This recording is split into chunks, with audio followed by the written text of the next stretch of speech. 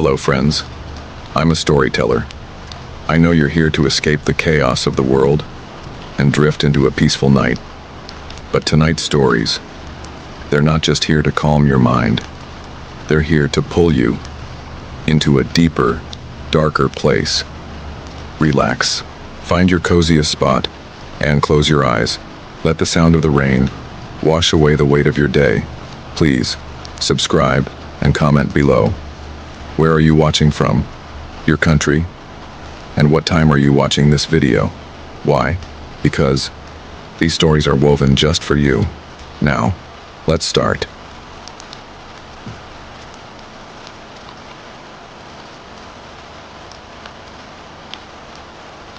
Story 1. The language of patterns and wallpaper.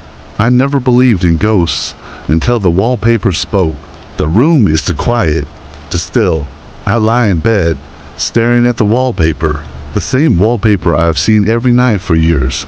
It's late, the kind of late when everything feels wrong. The air is thick, suffocating. Something is watching me. I can feel it.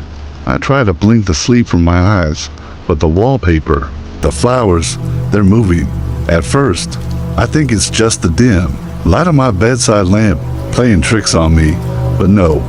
The petals are twisting, curling, bending in unnatural ways, like they're alive, like they're trying to escape from the walls. I sit up, feeling a shiver run down my spine. The blanket slips off my shoulders, the cold air of the room rushing to greet my skin. I stare at the patterns. The roses so familiar, so comforting are now different. No, they've turned into something else. The curves of the vines, the delicate flowers are they. Changing, the patterns aren't just shifting, they're rearranging, twisting into shapes that don't belong. Jagged lines, sharp angles. It's like they're becoming something that was never meant to be done. My heartbeat quickens. I blink hard, thinking it's just exhaustion, or maybe I'm seeing things. But when I open my eyes, they're gone. The flowers, the roses. In their place are symbols, sharp, jagged shapes. They're not flowers anymore, they're warnings. The room feels colder now, the air heavier. The walls feel like they're closing in on me, their presence suffocating. I reach out, my hand, trembling, and press my fingers to the wall. Cold, damp. It feels wrong, like the house is sweating. The texture shifts under my fingers. It's not just paper, it's like the wall itself is alive, breathing, pulsing with something, unnatural. I yank my hand back, my skin tingles, a faint, electric hum running up my arm. What is this? What's happening to me? I live here, in Salem, Massachusetts, an old house, a creaky house. I've lived here for years. People say it's haunted, but I never believed them, not until now. This wallpaper has always been here, peeling at the edges, a relic of whoever lived here before me. But tonight, it's different. It's like the house is alive, watching me. I get out of bed, my feet cold against the wooden floorboards. I stand still for a moment, staring at the wall. The symbols, they're pulsing now, almost like a heartbeat. It's faint, but I can feel it, a rhythmic thump. It's as if the wall is alive, breathing in sync with me. I step closer, my heart pounding in my chest. The closer I get, the more the symbols seem to shift. The air around me grows heavier, charged with something dark, a presence. I feel it. I feel something in the room. I reach out again, my fingers trembling as they hover above the wall. But before I can touch it, the room shifts. The walls seem to close in around me, the shadows deepening, stretching across the floor like they're alive. I hear a faint noise, a whisper. It's barely audible, but I know it's there. Jake, it whispers. The voice is soft, hollow, and cold. I pull my hand back, my heart racing. The room feels wrong. The shadows seem to stretch and shift, reaching for me. I take a step back, but it's like the room is pulling me in. The wall, those symbols there, calling me. They want me to come closer. I can't stop myself. I don't want to, but I can't help it. Something is drawing me in, something I don't understand. I step forward, closer to the wall, and as my fingers brush against it, I feel it. The wall is warm now, soft, like flesh, like the heartbeat I can feel is coming from it. My breath catches in my throat. The air is thick with the scent of dampness, mildew, and something else, something metallic. The smell stings my nostrils, sharp and pungent, like decay. I can hear it now. The whispering is louder, closer. Jake, come closer. The voice comes from the wall, from the symbols. I can feel its fingers cold, unseen, reaching out, brushing against my skin. My body shivers, but I can't pull away. I can't stop myself. The wallpaper, it feels like it's alive. The symbols are moving faster now, swirling in chaotic patterns that make my head spin. I stumble back, my body swaying. I don't know what's real anymore. The room tilts. The floor feels unsteady beneath my feet, like it's moving with the rhythm of the pulsing symbols on the wall. I blink, hard. When I open my eyes, the symbols are gone. The wall is just wallpaper again, faded roses and vines, just like before. But I know they're still there, waiting, watching. I don't know how long I stand there, just staring at the wall. The silence is unbearable. The stillness, the quiet, it presses against me. It suffocates me. I turn away from the wall, but the room, it feels wrong. I can still hear the whispers, faint, like they're coming from inside my head. I try to shake it off. Maybe it's just exhaustion. Maybe it's stress, but I can't shake the feeling. It lingers. The feeling of being watched. The feeling that something is waiting for me. Something is in this room. It's in the walls. I try to sleep, but I can't. The symbols are there, in my mind. They flicker in the corners of my eyes, in the shadows, in the cracks of the room. I can't escape them. They follow me every night. The patterns grow clearer. They aren't random. They're trying to tell me something. They're trying to make me understand something. But what? I grab a notebook from the desk beside my bed. I start sketching the symbols. The shapes are jagged, sharp, unnatural. They twist and turn on the page, refusing to be anything I recognize. Arrows, broken circles, stars with too many points. There's no order to them, no logic. The room smells musty, like old wood and mildew. There's a faint, sharp scent in the air, like something decaying. I can't place it. The symbols, they won't leave me alone. I try to ignore them. I try to focus, but it's impossible. They're everywhere. On the walls, in the shadows, in the corners of my mind. Hours pass. I'm exhausted, but I can't stop. I can't sleep. My hands are cramped from sketching. I reach for the lamp, but the room is too dark. My mind races, but I don't understand. I don't know what it all means. The whispers come again. This time, louder, closer. They're not in my head anymore. They're in the room with me. Jake, you have to listen. The wall is waiting. I jump. The room feels colder. My heart pounds in my chest. The shadows seem to grow longer. The wall, the symbols, they're calling to me. I can't resist. I have to know what they want. I don't know why, but I stand. I walk toward the wall. The symbols, they're there again, shifting and swirling. They pull me in. The pull is stronger now. The air is thick with the scent of decay, of something ancient and forgotten. I reach out again. My fingers brush the wall. It's warm now. Alive. My hand sinks into the wallpaper. The texture is soft, pliable, like wet clay. I pull back quickly, my breath shallow, heart pounding. I step back, but it's too late. The wall, it's alive. It's not just a wall. It's something more. Something is waiting. Something is behind the wall, and it's watching me. I can't get the wallpaper out of my mind. It's there, always there, lurking in the corners of my thoughts. The symbols, they won't stop moving. They follow me, even when I close my eyes. It's as if they're burned into my mind, refusing to let me rest.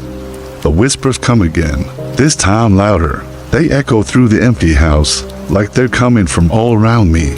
Jake, you can't escape. The wall is calling. I shake my head, trying to ignore the voices. It's been days since that night. Days since the wallpaper changed, since the symbols started watching me, but no matter how hard I try to shake it off, they won't go away. I feel them like fingers brushing against my skin when I'm alone. The walls hum at night, a low, deep vibration that I can feel in my bones. The whispers, they grow louder each time. Sometimes when I lie in bed, the sounds are so close. It feels like they're inside me. I know it's crazy. I tell myself, it's just stress, or maybe the exhaustion is catching up with me. But deep down, I know something's wrong. I can't escape it. The next morning, I wake up with a heavy feeling in my chest. The room feels colder, even though it's summer. I glance at the wall. The wallpaper still looks normal, but I know it's not. I can feel it. The symbols are there, hiding beneath the surface. Waiting, I stand up and walk to the window, trying to shake the feeling of dread creeping up my spine. The sun is high, casting harsh light through the window, but it doesn't warm the room. The air is stale, thick with something I can't name. I reach out to touch the wall again, my fingers brushing against the cold surface. The texture is still the same, but somehow it feels different now. It's as if the wall is waiting. Then I hear it, the sound of the wallpaper shifting, like something scratching beneath the surface. I pull my hand back, startled. My heart races and I turn away from the wall, but the noise continues. It's faint, but it's there, like something is trying to break through. I try to ignore it. I try to focus on something else, but my mind keeps returning to the wall, to the symbols. I go about my day, but the feeling doesn't go away. I can't shake the sensation of being watched. Even when I'm outside, I feel it. The air feels heavier, like it's pressing down on me. I'm constantly looking over my shoulder, expecting to see someone standing behind me. That night, I can't sleep. I toss and turn, my mind racing with thoughts of the wallpaper, the symbols, the whispers. I lie still, staring at the ceiling, trying to will myself to sleep. But every time I close my eyes, I see them, the symbols, the sharp, jagged shapes. They're flashing in my mind like a warning, like something I need to understand. But I don't know what. Suddenly, I hear a noise. It's faint, but I know it's real. A scratching sound coming from the wall. I sit up in bed, my heart pounding. The noise gets louder, closer.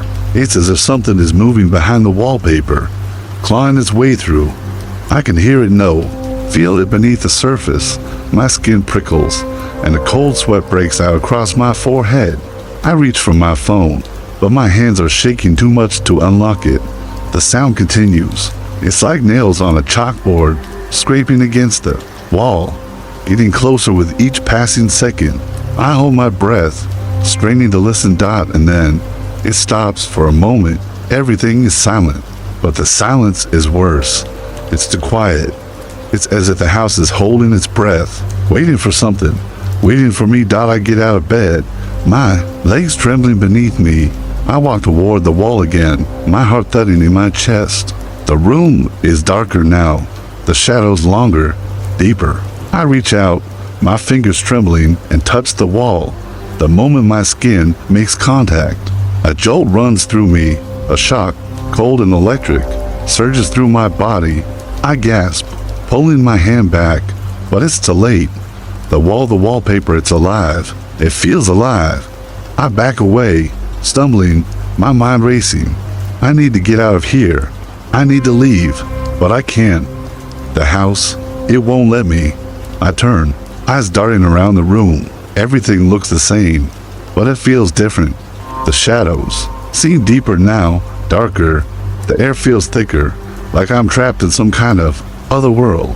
The wallpaper, the symbols, they're not just on the walls. They're in the room. They're in my mind. I can feel it. I can feel the presence behind me.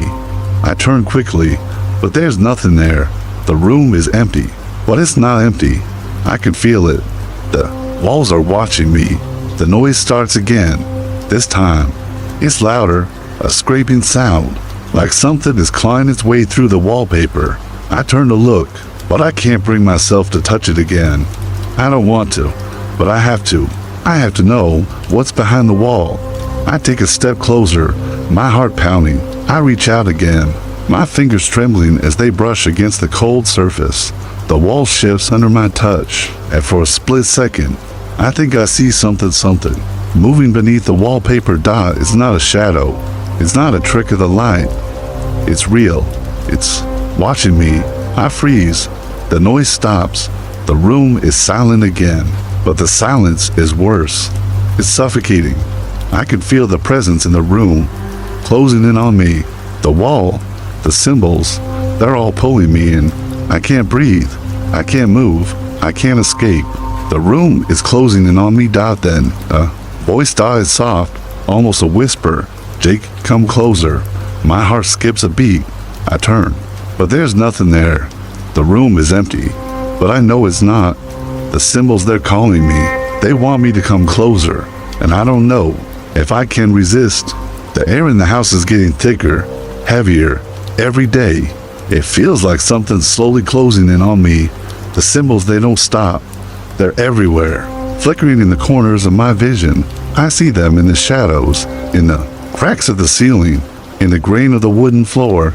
They're following me, always watching, always waiting. I can feel the pressure building. The whispers, they never stop. They get louder at night, a constant hum that vibrates in my bones. Sometimes I wake up to the sound of them just above a whisper, curling through the air like tendrils wrapping around my mind. Jake, come closer. It's been weeks since the wallpaper first changed, weeks since the symbols began watching me, but each day, it feels like it's getting worse. The room feels smaller, tighter, like the walls are inching closer with every breath I take. The house, it's alive. It's awake. I can't get away from it. Every time I look at the wall, I see the symbols. They're not just patterns anymore. They're something else. They're messages. They're warning me, but I don't know what. I try to distract myself. I clean the house, go for walks, anything, to get my mind off the wall, off the symbols. But the feeling follows me. It's always there, lurking in the back of my mind. When I'm in the shower, I see the symbols flicker behind my eyelids. When I'm eating, they appear in the steam, rising from my coffee cup. They're everywhere, and they won't let me forget. I think I'm losing my mind. That night, it's worse than ever. I'm lying in bed, staring at the ceiling, trying to force myself to sleep. The whispers come again, but this time they're louder, more insistent. It's like they're right next to me, inside my head. Jake, you have to listen. The room feels colder now. The air is thick with tension, and the shadows on the wall seem to stretch longer, deeper, like they're reaching out for me. I close my eyes, hoping the darkness will help me sleep. But when I do, I see the symbols again. They're flashing behind my eyelids, twisting and turning in impossible shapes, arrows, broken circles, sharp edges.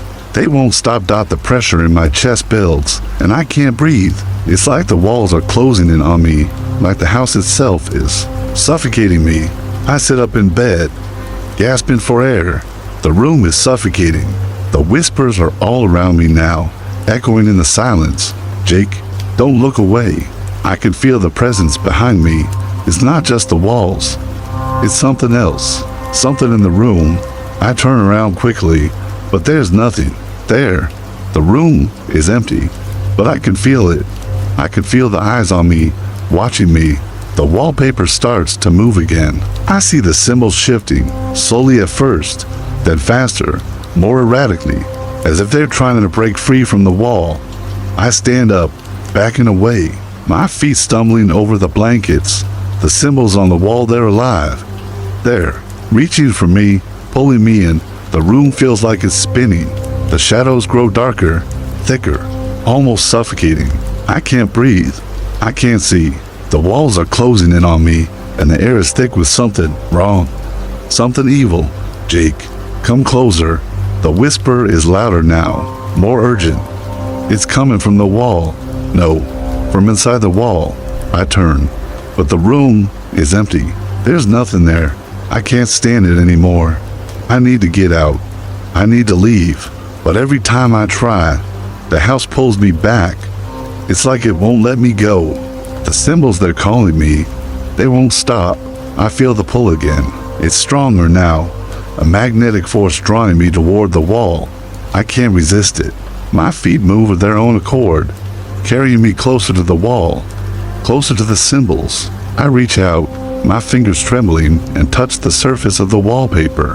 The moment my fingers make contact, a shock runs through my body, cold and sharp.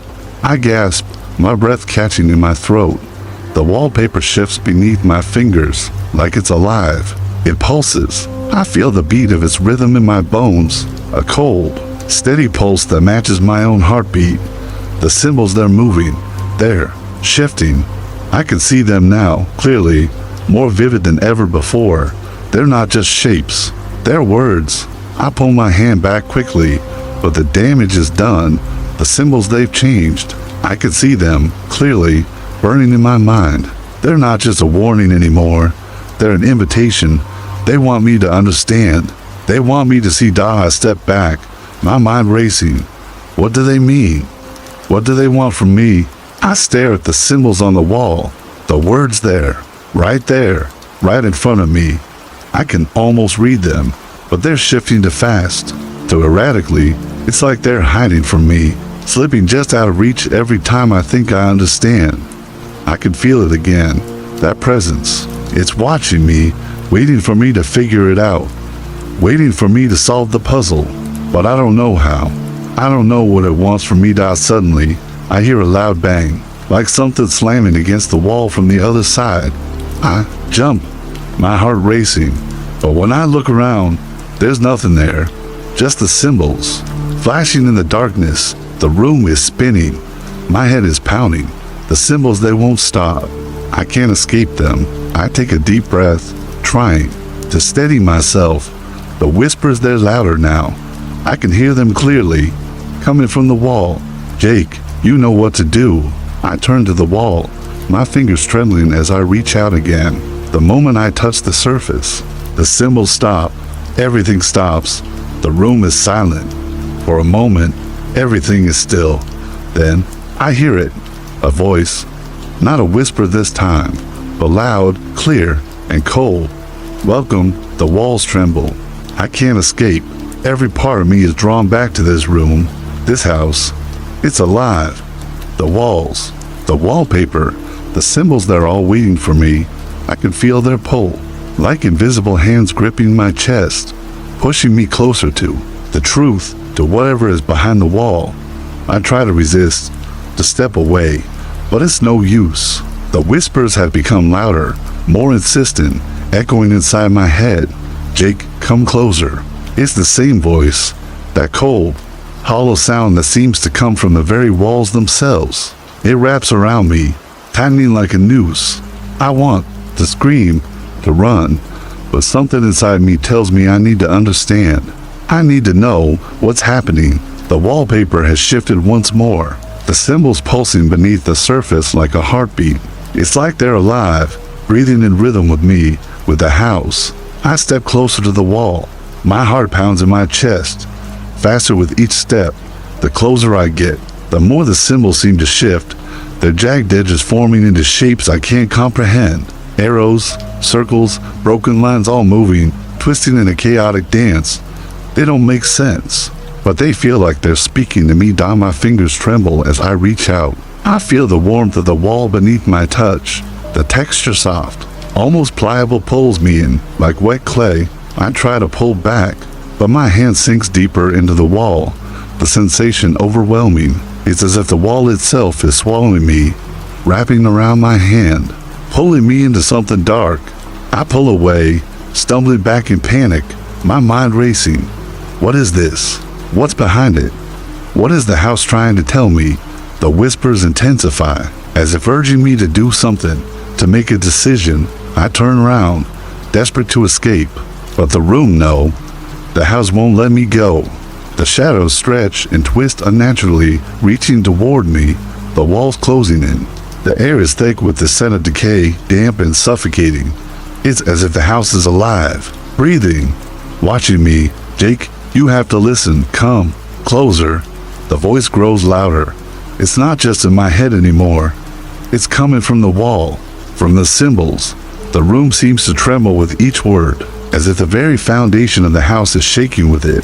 I try to scream, but my throat tightens, the words caught in my chest. I back away, stumbling toward the door, but it won't open.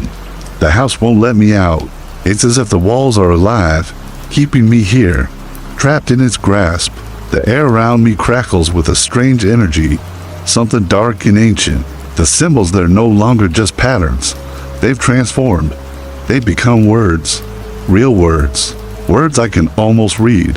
They pulse and shift, flickering like a flame, taunting me with their meaning, just out of reach dot. And then I hear it, a low, guttural rumble, the sound of something scraping beneath the surface of the wall. Something is moving inside it. I can feel it, whatever it is. It's waiting for me. The house wants me to understand. It wants me to know. I step closer again, my fingers trembling as I reach out to touch the wall. This time, I don't hesitate. I press my palm to it.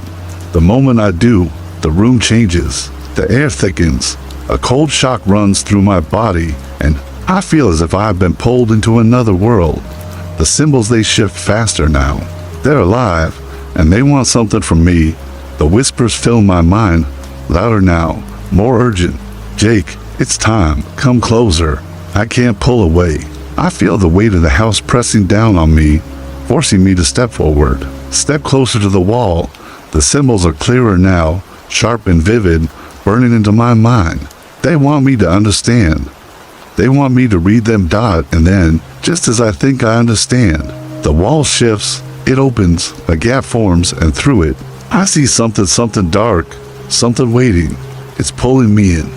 It's drawing me toward it, and I know I have no choice but to enter. The air grows colder, the shadows darker. The room feels like it's shifting, like it's no longer a part of the world I know. The house is changing. I'm changing. The voice echoes one last time, cold and final. Welcome, and then I step inside. Story 2, the endless street, where pavement repeats itself. The night was darker than usual. The kind of darkness that seems to swallow everything in its path. There was an eerie stillness in the air, something unsettling that only comes when the city is asleep. As a taxi driver, this kind of night was my favorite. The empty streets, the solitude, and the rhythmic hum of the engine made for a peaceful drive. But tonight was different. Tonight felt like something I couldn't escape, something I couldn't understand. I had been driving for hours, moving through familiar streets, when I noticed something strange. A street I had never seen before appeared on the map. I glanced at my GPS, but it didn't show up. It wasn't listed.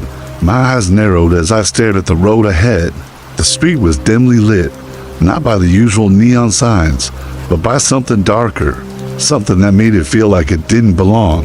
Maybe I'm just tired, I muttered under my breath, but something inside me didn't believe it. I drove a little further down the road, and as I did, the city around me seemed to fade.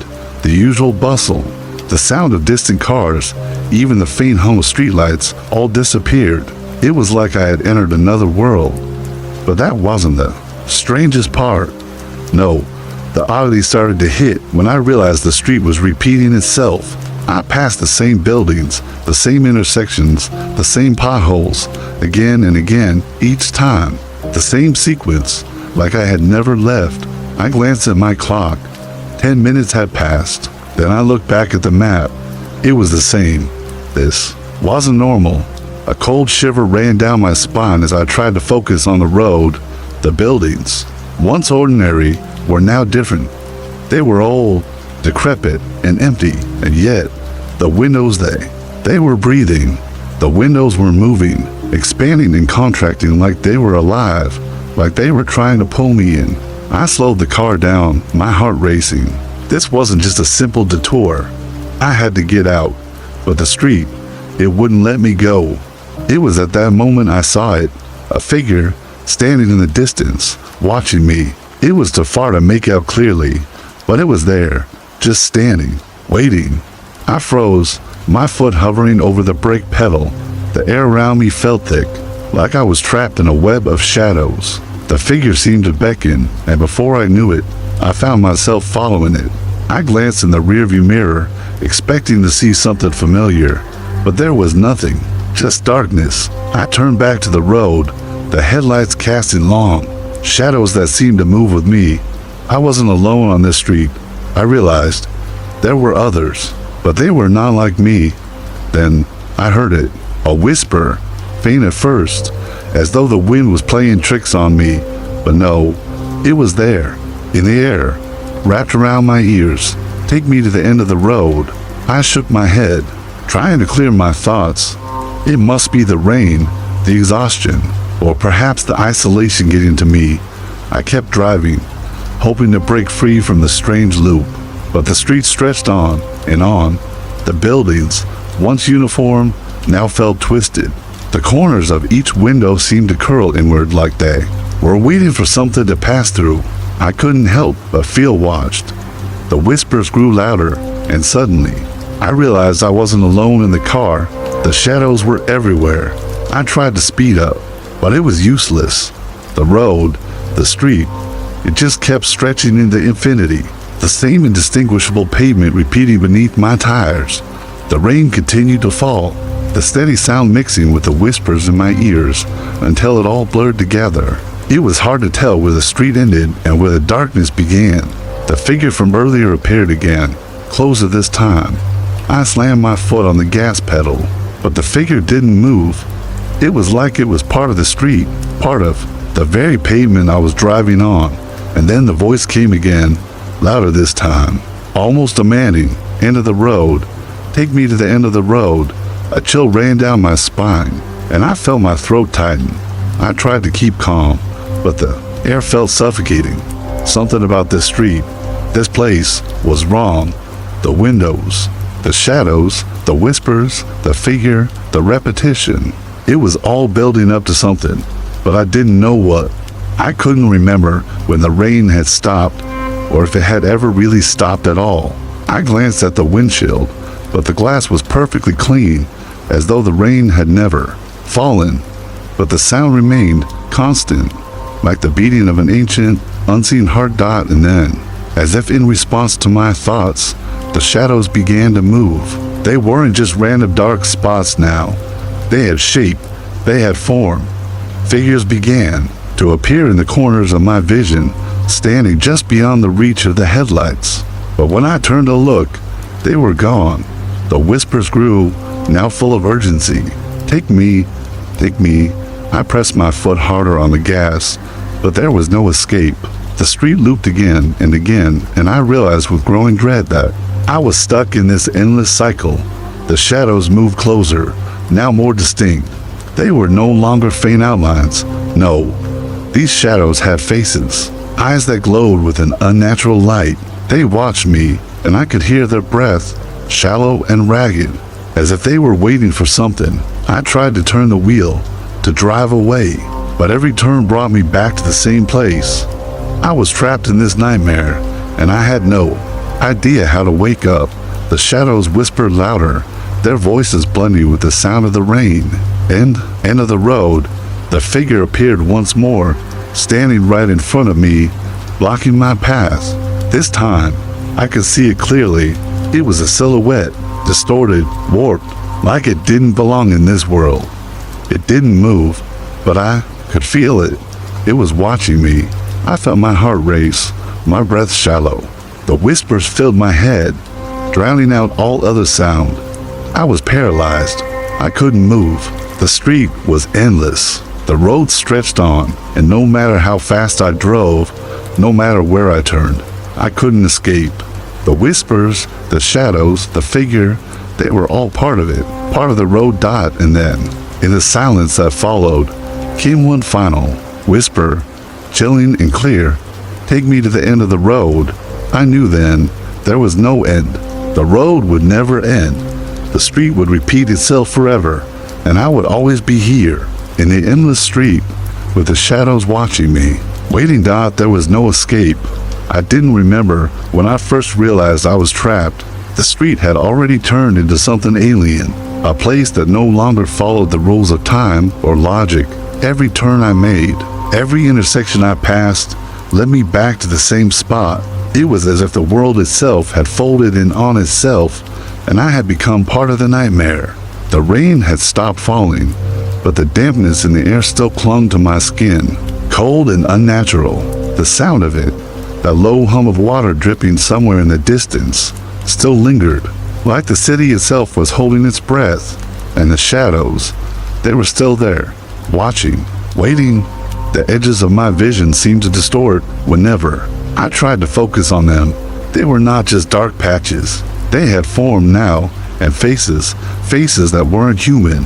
I pressed the pedal harder, trying to outrun the sense of doom that clung to the car like a weight.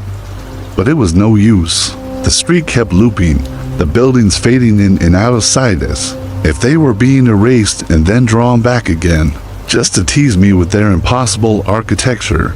Nothing about this place made sense. But the worst part wasn't the street or the repeating loop. It was the whispers, the voices that drifted in and out of my ears, just loud enough to be heard, but too faint to understand. At first, I thought they were my imagination, but soon I realized that they were something else entirely. They were real, and they were calling to me. The first whisper came again, as if it had been waiting for me to hear it. Where's the end? It was softer this time, almost like a breath on my neck. I shivered. Despite the heat in the car, my hands gripped the wheel so tightly that my knuckles were white. The voice wasn't just a whisper anymore. It was a command. Where is the end? The shadows in the corner of the car shifted, as though they were leaning in closer. My breath came in shallow gasps. I had to focus, had to break out of this loop. I had to leave. But where could I go? The street didn't end. It kept stretching. Out ahead of me, an infinite stretch of asphalt that seemed to taunt me with its endlessness. I slammed on the brakes, trying to stop, trying to make sense of this madness. The car screeched, tires digging into the wet road, but I didn't care. I had to get out. My head was spinning, my thoughts racing. What was happening to me? What was happening to this place? And then, just like before, I saw them, the shadows, in the windows, moving slowly, almost deliberately. They weren't just reflections. No, they were something more, something alive. Their eyes glowed faintly in the darkness, and I could swear I saw their mouths move, as though they were speaking. The whisper came again, louder this time, more insistent. Come with us. Come to the end. I froze, unable to move, my body paralyzed by the weight of the words. It wasn't a question. It wasn't an invitation. It was a demand I couldn't escape from. The shadows were closer now, moving with me, surrounding the car. I could hear their footsteps on the pavement outside, the soft shuffling of something unnatural. I dared not look at them directly, for fear that they might be more than just figments of my imagination, but I could feel them. I could feel their presence pressing against the windows. The car began to move on its own, the steering wheel turning slightly as if guided by invisible hands. My heart raced as I tried to regain control, but it was futile. The street continued to loop, again and again, an endless cycle that pulled me deeper into its grip. A thought crossed my mind, one I had hoped I could ignore.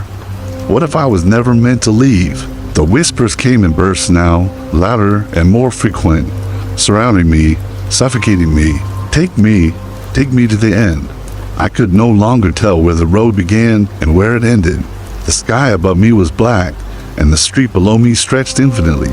The same monotonous pavement beneath my tires. Every passing second seemed to stretch into eternity.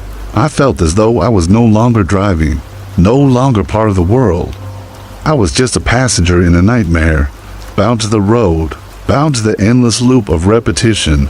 The next shadow that appeared was different. It was larger, more solid, with sharp, angular features that made it seem as though it was carved out of the very darkness itself. The whisper turned into a voice, deep and distorted, but somehow familiar. You're almost here. I slammed, my foot on the brake again, but it was no use. The street was still there, stretching out before me, mocking me. I couldn't stop. I couldn't escape. And then, as I turned another corner, I saw it. At the end of the street, in the far distance, a figure stood waiting, It was impossible to make out its shape clearly, but I could see it. I could feel it. It was the end of the road. It was the end of everything. The car drove toward it, slowly at first, then faster, as if drawn to it by some invisible force. The whispers grew louder, more frantic, as though the shadows themselves were urging me on. Take me, and I realized, too late, that I was no longer in control.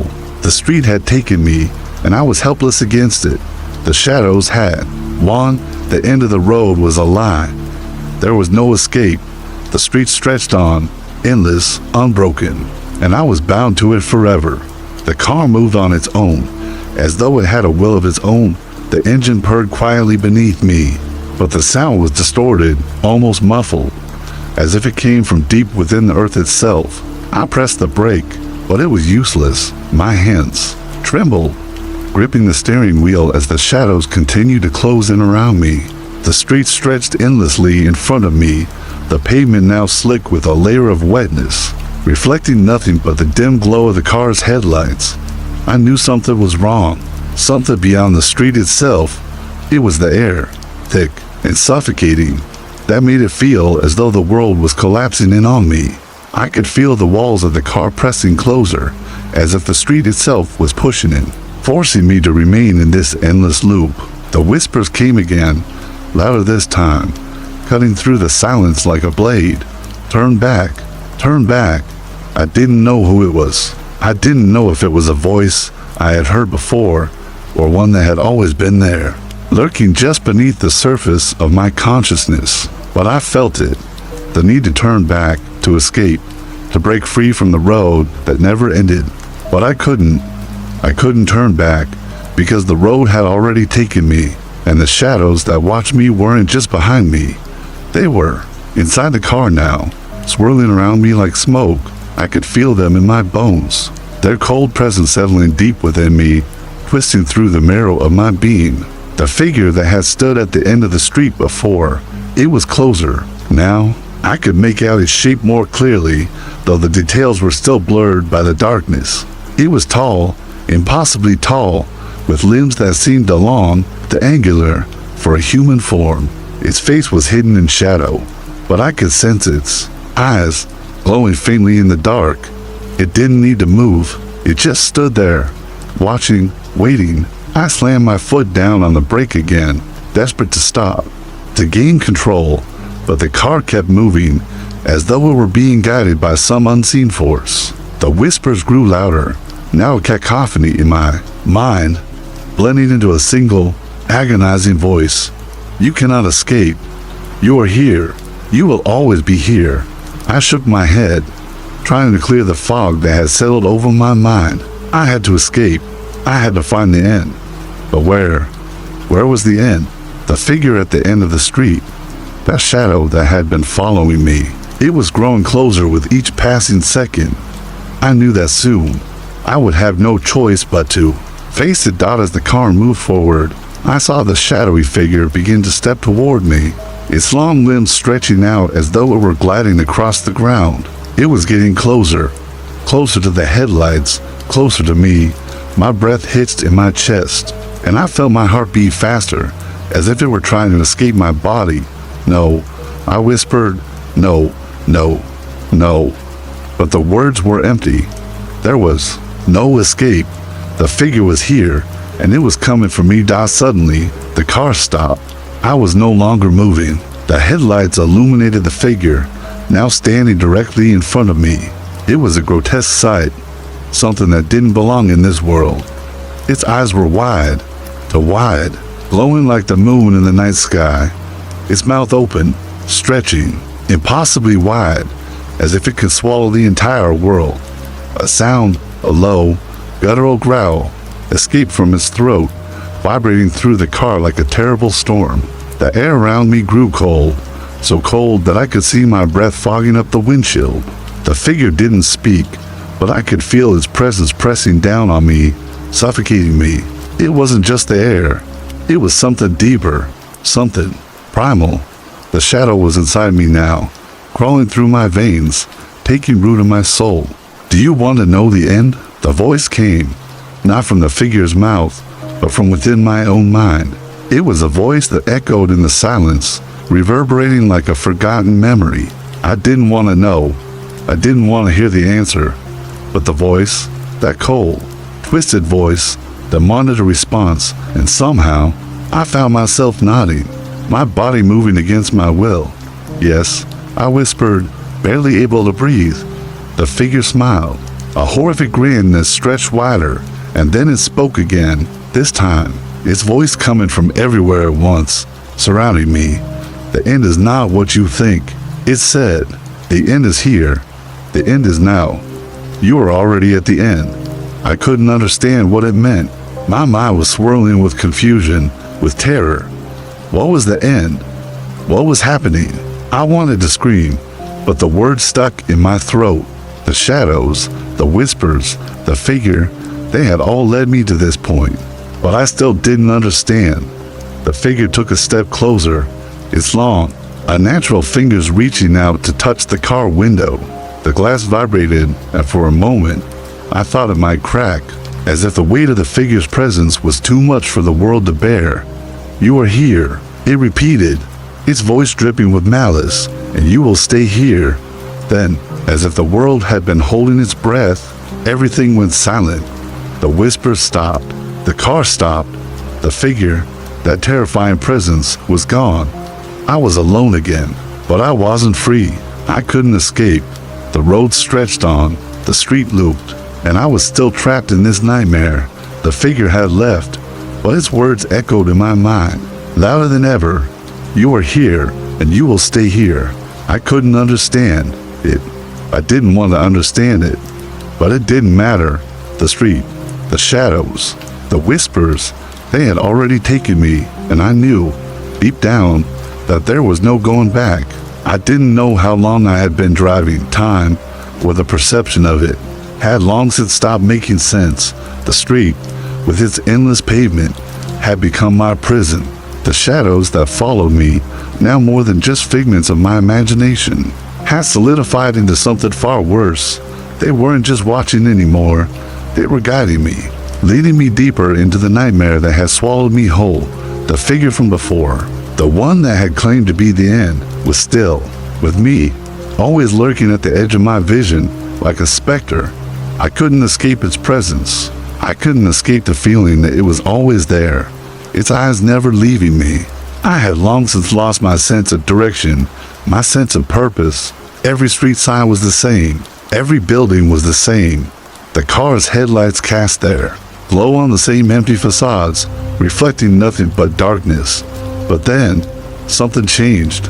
A sound, faint at first, but growing louder, reached my ears. It was a voice, a whisper, too soft to make out. But there, it was calling my name.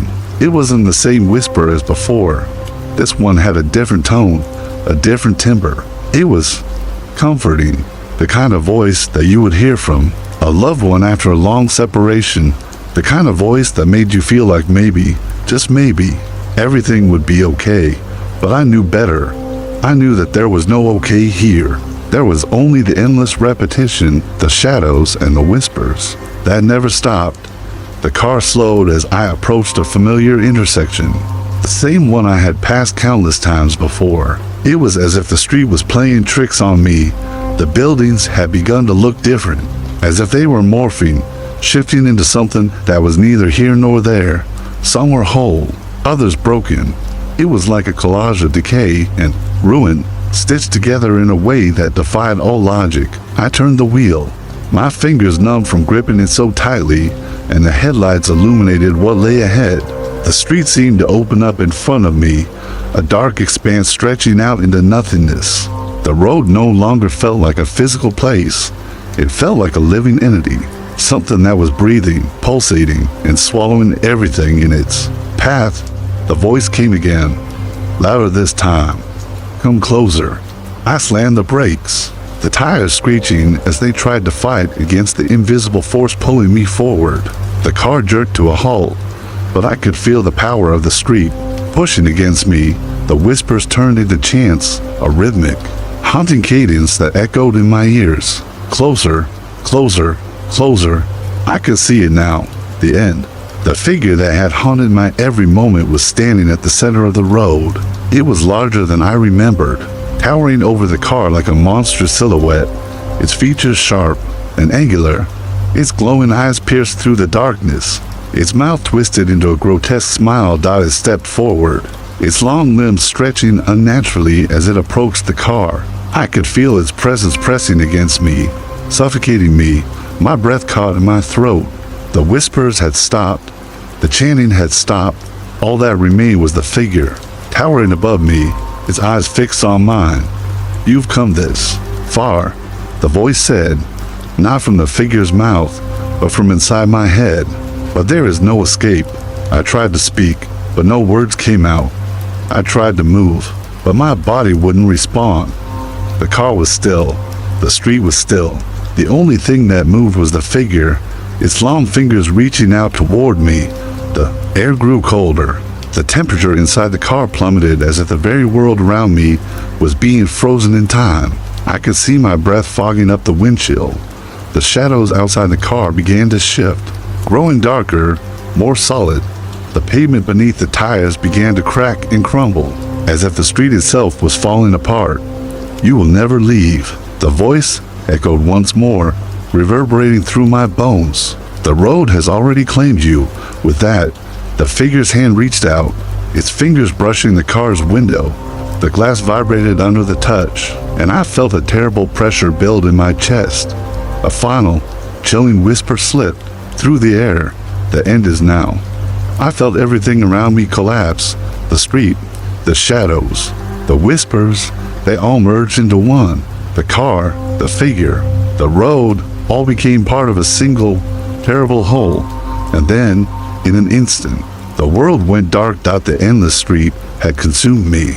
Story 3, Echoes of the Drowned Library. The water was darker than usual, a thick, inky blackness that stretched out like an abyss. It was my first dive of the day, and the feeling of weightlessness always brought a strange kind of peace. But that peace was soon shattered when I descended deeper into the ocean, further than I had ever gone before. I had been diving for years, searching for wrecks, treasures, anything lost to time, but this was different. The moment I crossed a certain depth, the water began to change. It was no longer just the cold ocean. It felt like I was entering another world entirely. I caught a glimpse of something in the distance. Stone, structures. Curiosity gnawed at me, pulling me closer. As I neared, my flashlight illuminated what seemed to be an ancient library, submerged under layers of time and salt. The stone walls were covered in algae, the arches of the library barely visible through the murky water. I swam closer, my heart pounding in my chest as I reached the doorway. The silence was overwhelming, broken only by the soft sound of water moving around the ancient ruins. As I swam deeper into the library, I noticed shelves, still intact, filled with books that should have long since turned to pulp in the salty depths. But these were different. They were dry. They were preserved. It was as if the ocean had swallowed them whole, but refused to let them decay. I reached out to touch one of the books. As my fingers brushed against the cover, a strange sensation flooded over me like an electric current running through the water. The moment my skin made contact, I heard it, a whisper, a collective hum, like thousands of voices speaking in unison. The sound vibrated through the water, reverberating in my skull, as if the very books themselves were alive. I pulled my hand back, my pulse quickening. The whisper stopped immediately, but the strange energy lingered in the water around me. Hesitant, I reached out again, and once more, the whispers returned, this time louder, more insistent. The voices were telling me stories of worlds lost, civilizations forgotten, of secrets that had been buried beneath the oceans, depths for centuries. The words swirled around me, too many to comprehend, yet too powerful to ignore. I swam slowly between the shelves, trying to make sense of the voices, but they were incoherent, fragmented, as if the books were trying to speak through the water itself, sharing their knowledge with anyone willing to listen. I could feel their presence, an overwhelming pull, as if the stories were calling to me, demanding to be heard, to be remembered. Suddenly, the whispers stopped. Everything fell silent again, but this silence was different. It was heavy. Then, without warning, I felt it. A cold, creeping sensation, not from the water, but from somewhere deeper. Something in the air, in the water, in the very space around me. It was as if the library itself had become aware of my presence. Then, the voices returned. But this time, they were no longer just whispers. They were demanding, "Return the stories. Return what you have taken." The words cut through the water like a blade. The books, the library, they were alive, aware of my intrusion. I backed away, my breath quickening in my regulator as the water around me seemed to thicken. The voices grew, louder, more frantic. They were no longer content with simply telling their tales. They wanted something. Return what you have stolen. I could feel the pressure building in my chest. Panic started to rise as the water around me seemed to close in. The whispers followed me, louder, insistent, echoing in my mind. The deeper I swam into the library, the closer they seemed to get. It wasn't just in the water anymore. It was everywhere. The sound surrounded me, consuming me. The stories were no longer content to stay buried. They wanted to be freed. They wanted to be heard. I turned, trying to swim back towards the exit, but it felt like the water was pushing against me. I kicked harder, faster, but the currents were stronger now, and the weight of the voices was too much. The walls of the drowned library seemed to close in on me, the shelves of books lining the walls now pressing inward like a living entity. The last thing I remember was the unmistakable sound of pages turning, not in the water, but in my mind. The stories, the voices, they were following me. I could hear them as I swam toward the surface. The words growing clearer with each passing second, louder, sharper. Return them, they whispered. The stories belonged to us. And then, just as I thought I was free, I felt something brush against my leg. Cold fingers, thin as tendrils, wrapped around my ankle. I gasped, trying to break free, but the grip tightened, pulling me downward.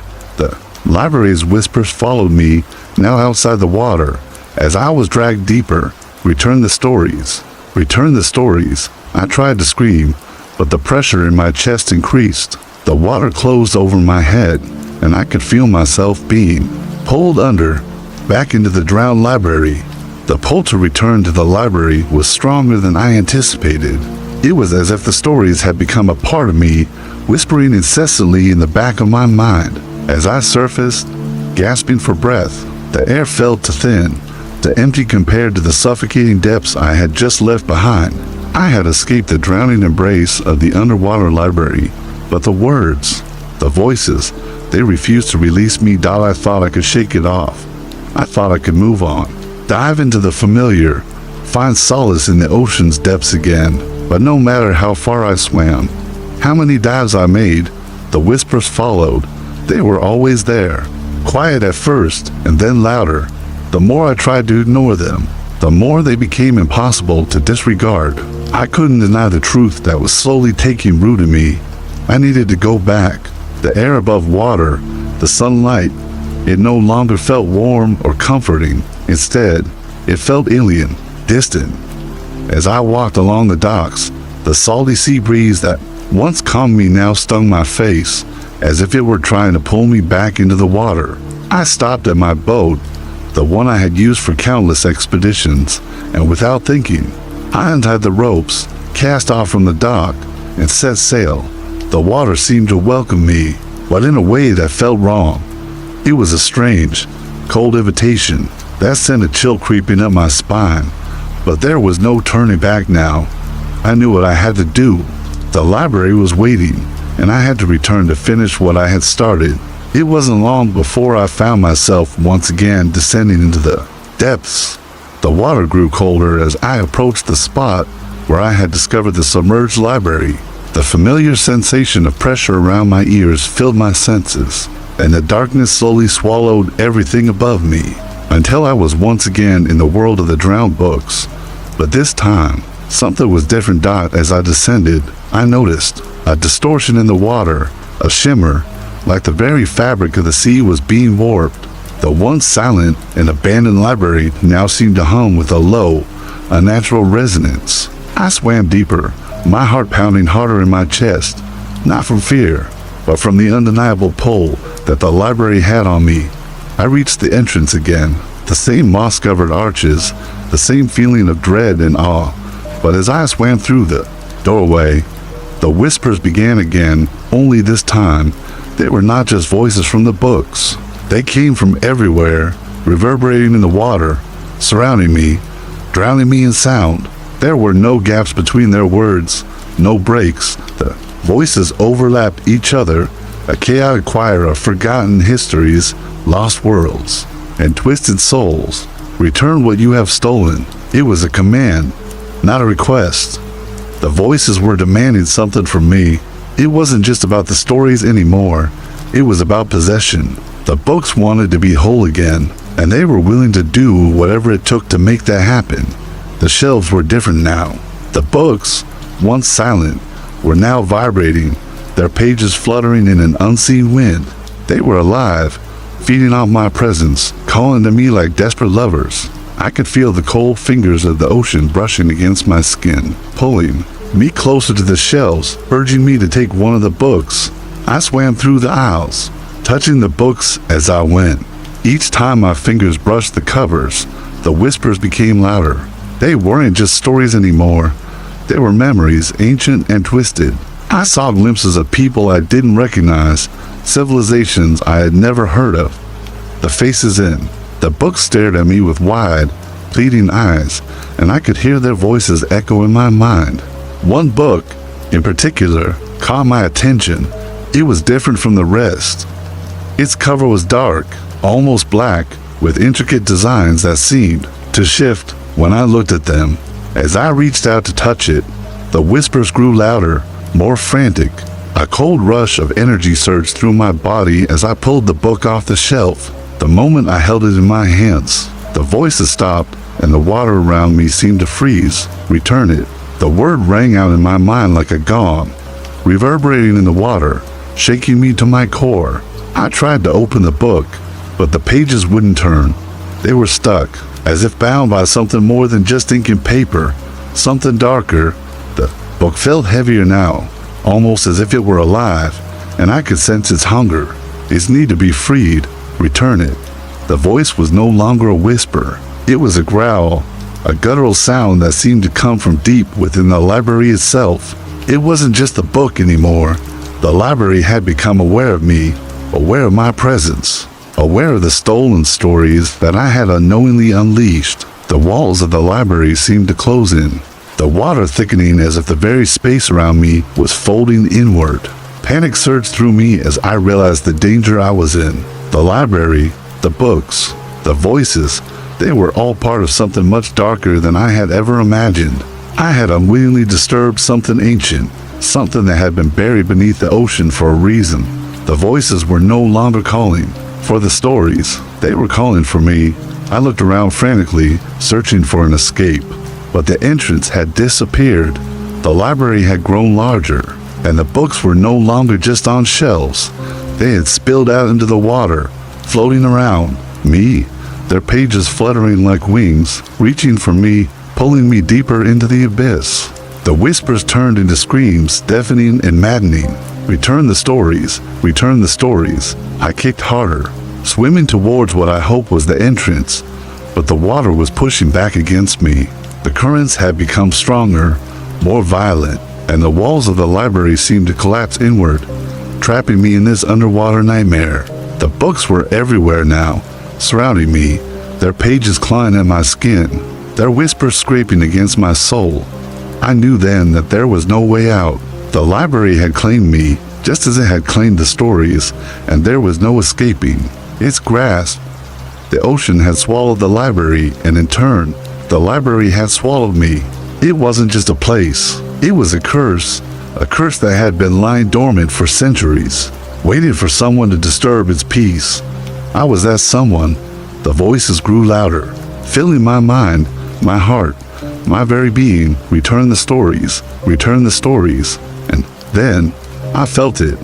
the weight of the ocean pressing down on me, the cold fingers of the drowned library tightening their grip. The stories had been stolen, and the library wanted them back. It wanted them, and it wanted me.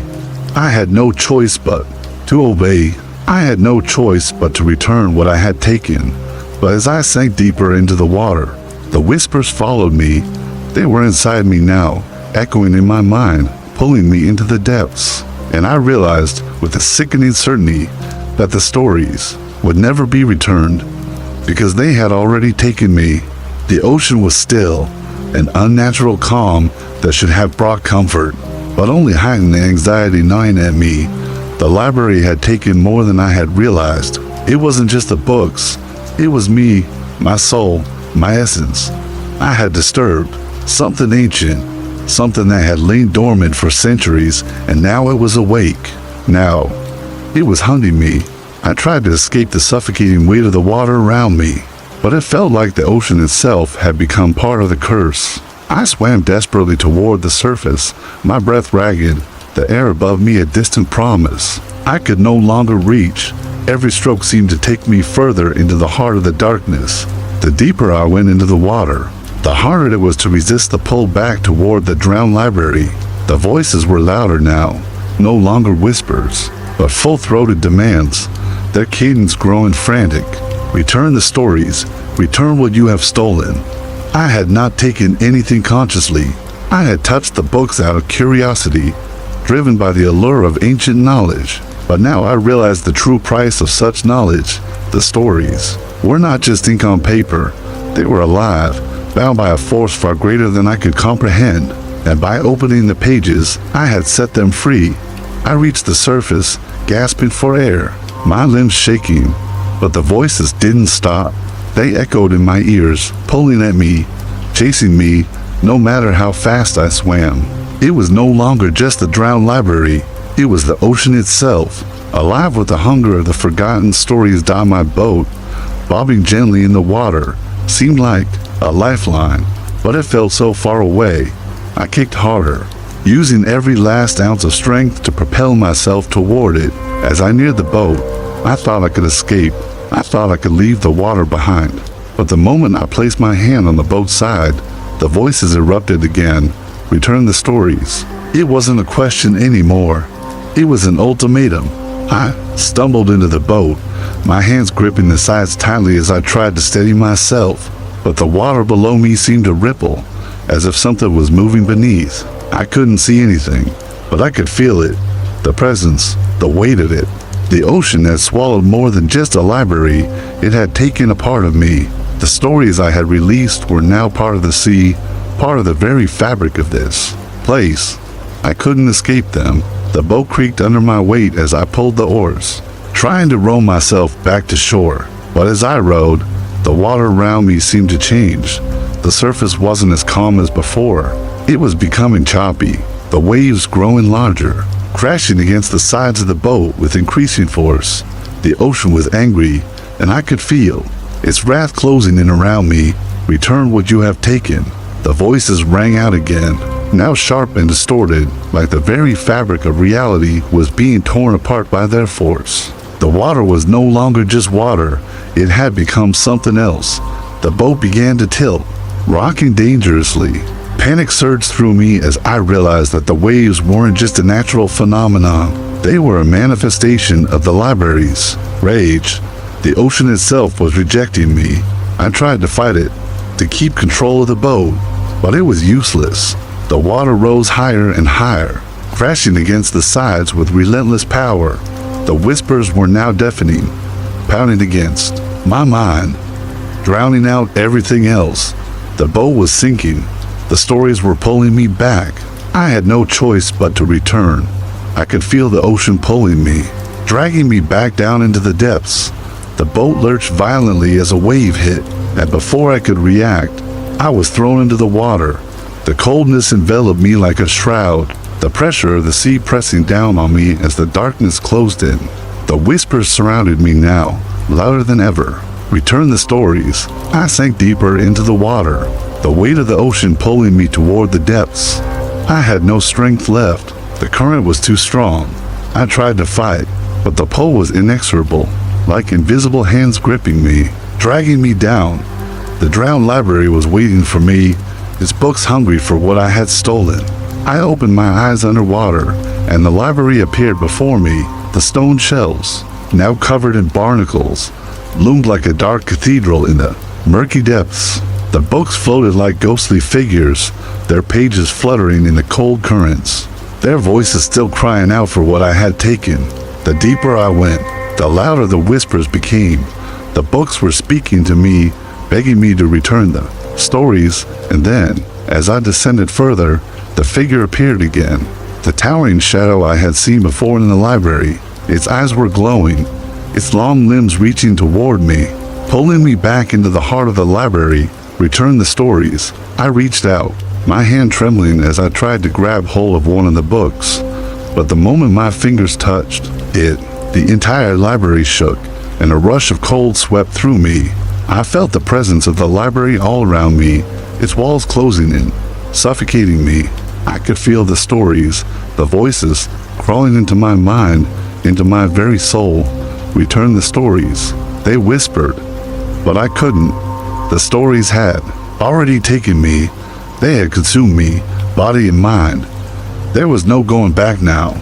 The figure stepped closer, and I could feel its breath, cold and heavy, on the back of my neck. The walls of the library shifted, and I realized, with a sickening certainty, that I had become part of it. The ocean had swallowed the library, and the library had swallowed me. There was no escape. The darkness closed in around me as the whispers became one final, unified voice. You will never leave. I had never felt the coldness of the sea like this before. It wasn't just the chill of the water, but the weight of something far more oppressive. The library's grasp, its voices, they were no longer outside of me. They had become a part of me, an inseparable force that tightened its grip with every breath I took. I had thought I could escape. I thought I could outrun the curse of the drowned library, but now I knew the truth. There was no escape. The stories had consumed me. They had claimed my soul, my very essence, and now I was trapped in a loop of their creation, bound to the library that had swallowed them whole. As I sank deeper into the water, the whispering voices began again, not as faint whispers this time, but full, booming calls that rang out across the ocean depths. Return the stories. Return what you have taken. I tried to move, to fight, but my limbs felt heavy, as if I was no longer in control of my own body. The water around me became thick, murky, the darkness closing in with an eerie, suffocating calm. I felt as though the ocean itself was holding me captive, refusing to let me go. The library, the books, they weren't just objects of history. They were alive, and now they had merged with the sea. The ocean and the library had become one. I could see it now. Through the dark haze of the water, the library was no longer a distant structure. It loomed before me, its walls rising from the ocean floor like jagged teeth. The stone shelves, now covered in seaweed and barnacles, stretched upwards toward the surface, as though they were reaching for me. The books floated around me, their pages turning in the current, as if they were alive and waiting. I reached out to grab one, drawn to it as if it were a part of me, something that could give me an answer, something to end this nightmare. But as my hand touched the first book, I felt a surge of energy, a rush that sent my body into a convulsion. The whispers grew louder, more insistent, as if the very ocean itself were speaking to me. You belong to us now, they said, their voices echoing through the water, vibrating in my chest. You will never leave. You will never escape the stories. The words pierced me, cutting through my mind like knives. The weight of the library, the weight of the stories, pressed down on me, sinking into my skin, into my bones. The darkness around me thickened, and I felt myself slipping, as if I were being drawn into the very pages of the books. The figure appeared again, the tall, shadowy form that had haunted me from the moment I first touched the books. It was more solid now, more real, its eyes glowing with an unnatural light, its limbs stretched towards me, its fingers curling like tendrils. It was a part of the library, a part of the ocean, and it was coming for me. Return the stories. The figure boomed, its voice deep and resonant, filling my mind with a terrible pressure. "Return what you have stolen." I tried to speak, to say something, but no words came. My mouth was dry, my body paralyzed.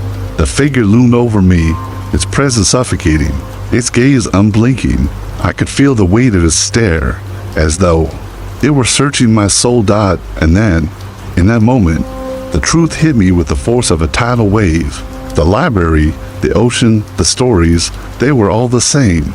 The ocean had always been a part of the library, and the library had always been a part of the ocean.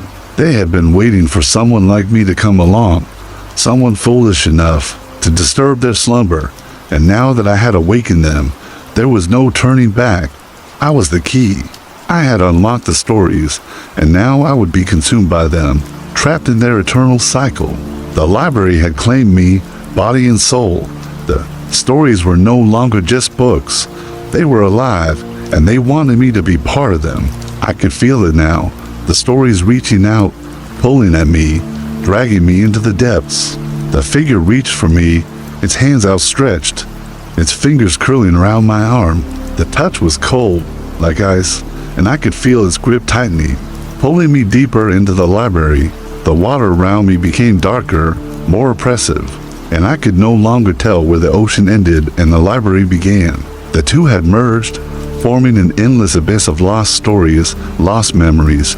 The figure spoke again, its voice a low growl, its words a command. "Become part of the story, become part of the library."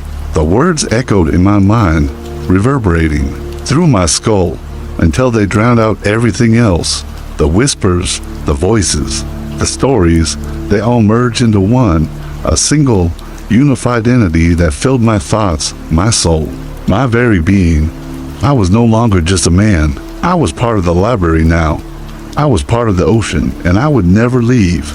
I would never escape. The stories had consumed me, and now I would be one of them.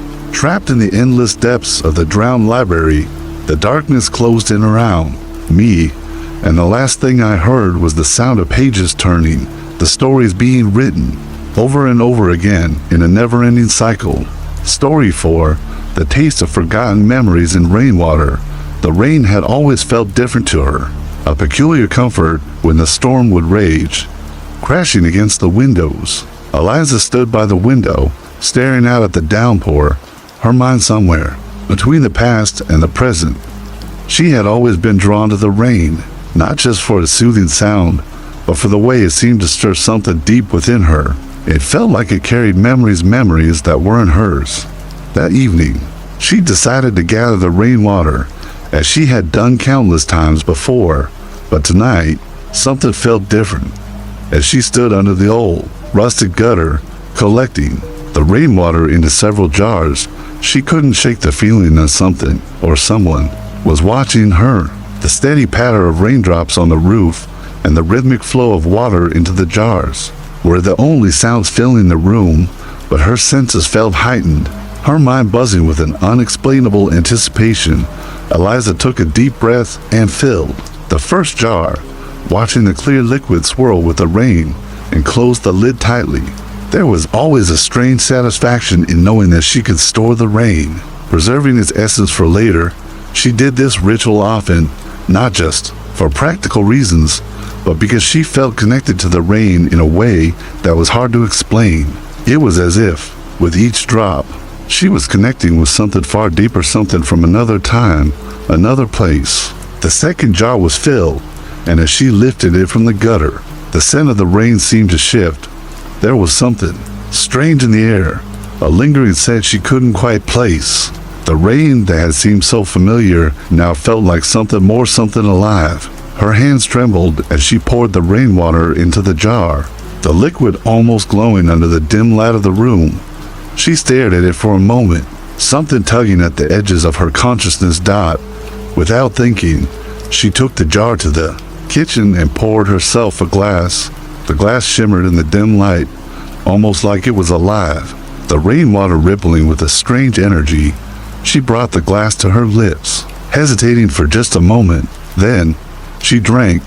The moment the water touched her tongue, her world shifted. The first taste was bitter, a deep sorrow that lingered on the back of her throat, heavy and cold. It wasn't her sorrow. It had felt as if it was being forced into her veins, pushing its way into her chest, filling her heart with a longing she couldn't name. The moment the bitter taste dissolved, the memory flooded her mind. It wasn't her memory. It couldn't be. She was standing in a forest, the trees towering over her like silent witnesses.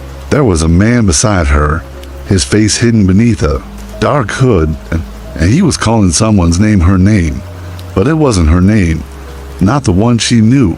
It was a name that sounded familiar, but as if it belonged to someone else. She couldn't place it, couldn't understand why it felt so real. Suddenly, the vision flickered, and she found herself in a different place, a hallway, dimly lit by a single flickering light. There was a door at the end of the hall, and she could hear soft footsteps behind her, growing louder and louder until they were right on top of her. Her heart raced, her breathing shallow as she realized that she wasn't alone. The memory stopped as abruptly as it had started, and Eliza gasped for breath, her body cold with sweat. She dropped the glass, the contents spilling across the kitchen floor as her hand shook uncontrollably. She wiped her mouth, trying to shake the image, the overwhelming sensation that had consumed her. What was that? Why did it feel like she had lived it? It wasn't her memory. It couldn't be. Shaking, she walked back to the jar and looked at the remaining water. What had just happened? She had never experienced anything like this before. The rainwater, was it connected to that strange memory? Could it have been someone else's memory? Her thoughts were racing now. She had to know. There was no way she could let this go. Eliza poured another glass, this time with trembling hands, and took another sip. This time, the taste was different. Sweet, warm, like the taste of fresh fruit in the summer sun. The moment it hit her tongue, she was filled with a sense of joy, an overwhelming sense of happiness that she couldn't explain. It was as if she was experiencing someone's deepest joy, their purest moment of happiness. The memories that followed were different too. They were vivid, almost clear.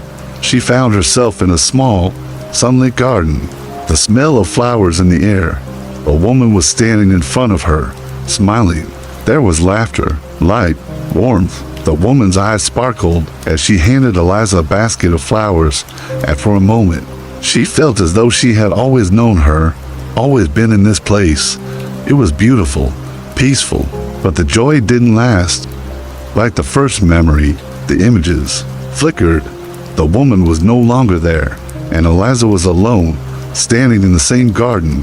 The sun was gone, and the flowers had wilted. Their once vibrant colors faded to gray. A cold wind blew through the empty garden, and Eliza's heart sank. She was no longer in that warm, comforting place. The memory dissolved just as quickly as it had come, leaving Eliza gasping again, her mind spinning, trying to make sense of what had just happened. She had never had memories like these, not in her entire life. They felt real, like they were her own, but they weren't. And she knew, with an unsettling certainty, that the rainwater was the cause. There was something wrong here. Something dark was lurking beneath the surface of those memories, and Eliza needed to know what it was.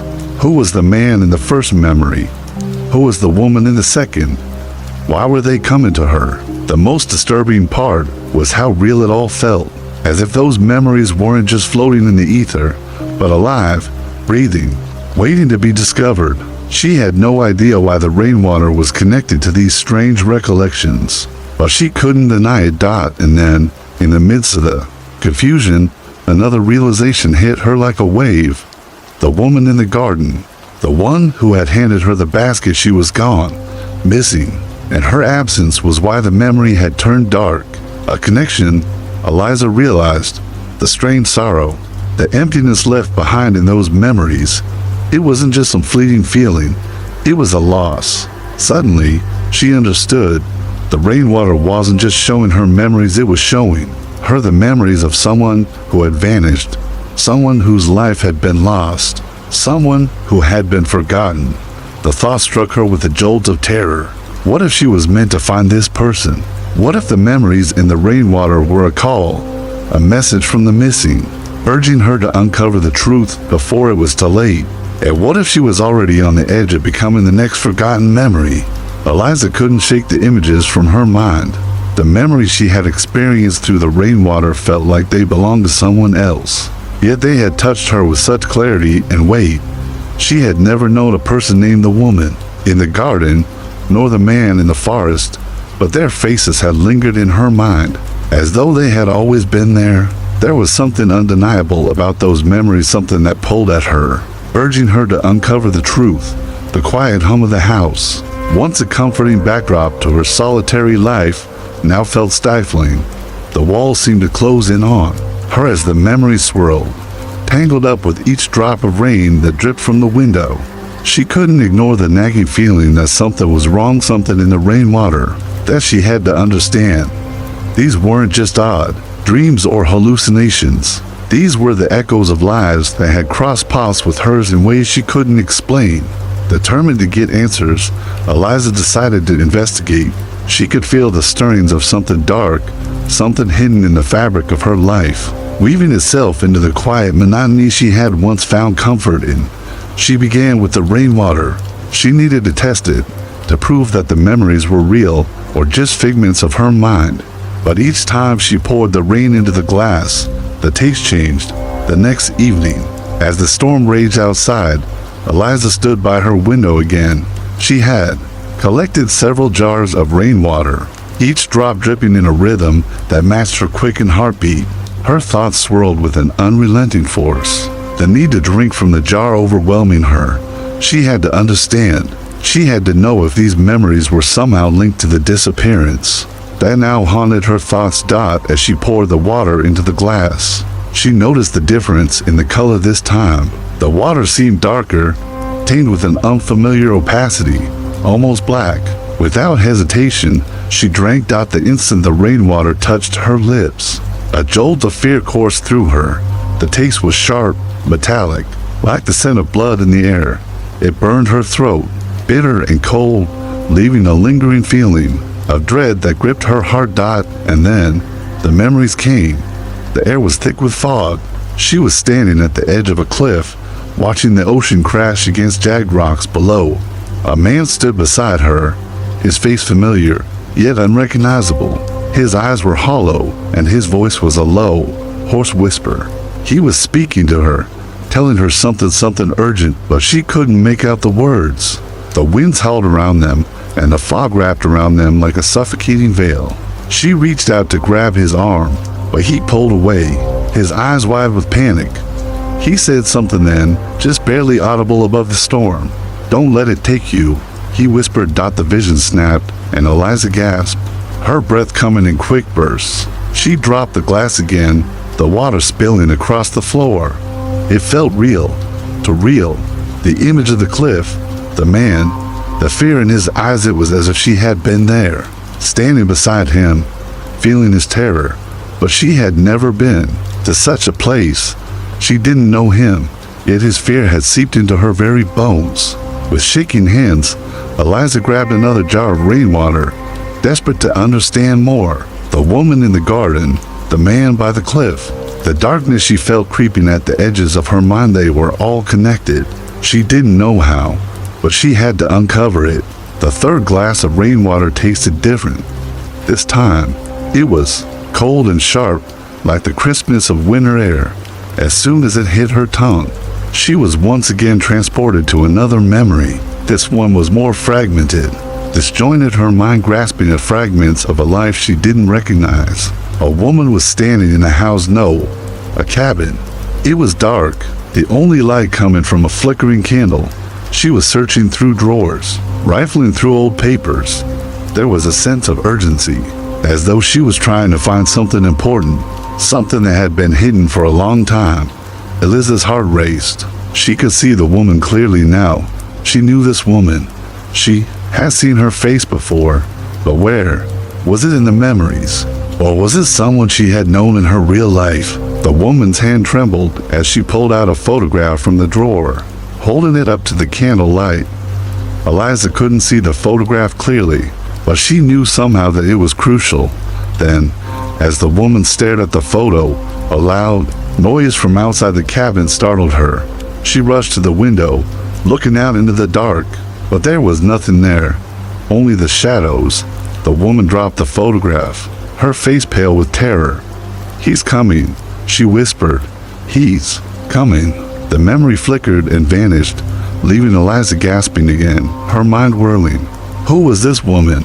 What had she found? And who was coming? The sense of urgency, of dread, gripped Eliza's heart once more. She could no longer ignore the connection. The memories weren't just disjointed visions. They were pieces of a larger puzzle, a puzzle that she was now part of. The taste of the rainwater had unlocked them, but they were leading her somewhere toward something. The rainwater had become a key, but to what? Eliza stood up, trembling, her mind spinning with the weight of what she had just experienced. The woman in the cabin, the man at the cliff, the photo that had been dropped. These were pieces of a life that had been stolen. And now she was walking in the shadow of that life, searching for answers. She grabbed her coat and keys, her heart racing. She knew where she needed to go. The search for the truth had begun, and the rainwater, with its strange, mysterious tastes, was the guide that would lead her to it. But Eliza was no longer sure of the path. Was she searching for answers, or was she becoming part of the memories herself? And if she was, would she be the one lost to time? Another forgotten piece in the puzzle. Eliza closed the door behind her, stepping out into the rain. The storm had not subsided, and she felt it calling to her. There was no turning back now. Eliza couldn't escape the haunting images. The memories that had surged through her like a torrent of forgotten lives were beginning to feel like more than just fragmented thoughts. Each time she drank from the rainwater, the stories seemed to grow clearer, more detailed, pulling her deeper into their grip. She felt connected to something vast and unknown, but the truth was elusive, slipping through her fingers like water itself. The memories, the faces of the man by the cliff, the woman in the cabin, the mysterious photograph were taking root in her mind, intertwining with her own thoughts. They weren't just memories of strangers anymore. They felt like they had always been part of her, as though she had been living those lives, experiencing those moments. Eliza's obsession with uncovering the truth grew by the hour. The rainwater had led her this far, showing her glimpses of a life that wasn't hers. But whose was it? And why were these memories calling to her so insistently?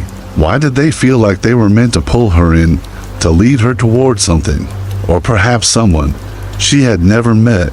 That night, Eliza stood in front of her reflection in the bathroom mirror, the damp strands of her hair clinging to her face. She had stopped sleeping. Her mind kept racing, every moment consumed by the urge to uncover the mystery behind the rainwater's strange effect on her. Her eyes were tired, her skin pale, but the determination in her gaze was unwavering. Her thoughts kept circling back to the woman in the cabin. Eliza couldn't shake the vision of her frantic search through the drawers, her fear at the photograph. The moment she dropped it, it was a memory that tugged at her heartstrings, an image that didn't belong in her life, yet it felt too personal, too intimate. Who was she? And why had the rainwater chosen to show her this woman's memories? Determined to find an answer, Eliza went to the one place she hadn't thought of before, the local library. She knew it was a long shot, but there was something inside her that told her this was where the answers lay. The library was old, its shelves stacked with dusty volumes that hadn't been touched in years. The librarian, a middle-aged woman with graying hair, had always been a quiet figure, keeping to herself. But Eliza hoped she might have some insight into the mystery that had consumed her. She entered the library, the musty smell of paper and leather filling her nostrils as she moved through the aisles.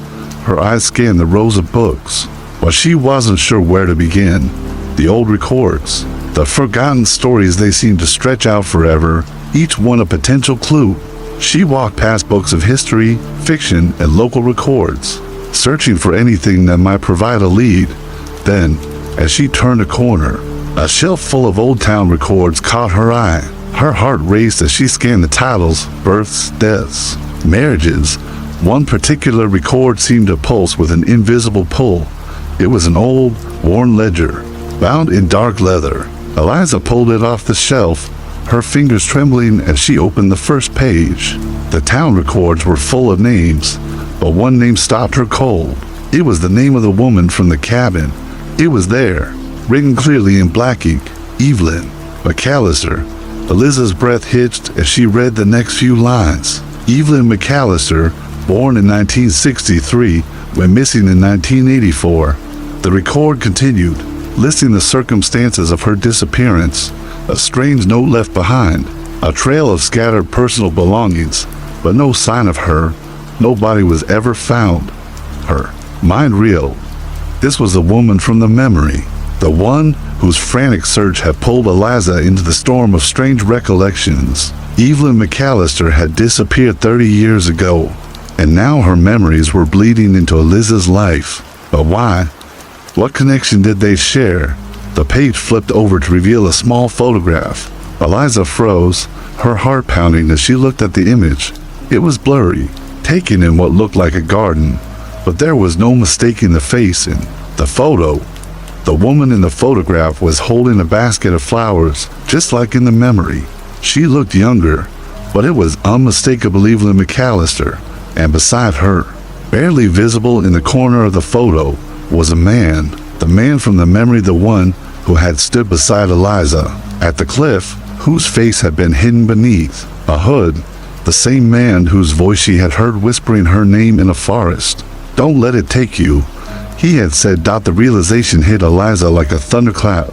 She wasn't just experiencing the memories of a woman who had disappeared. She was being drawn into a story that had never truly ended, a mystery that had been buried for years. And the more she uncovered, the more she realized that she was becoming part of it. Eliza couldn't ignore the urgency of what she had found. The man, the woman, the missing photograph had all pointed to one undeniable truth. Evelyn McAllister hadn't just disappeared. She had been part of something far darker, something that Eliza was now beginning to unravel. And if she wasn't careful, she might be the next person to vanish, the next memory to be forgotten. The library door creaked as it opened behind her, and Eliza spun around. There was no one there.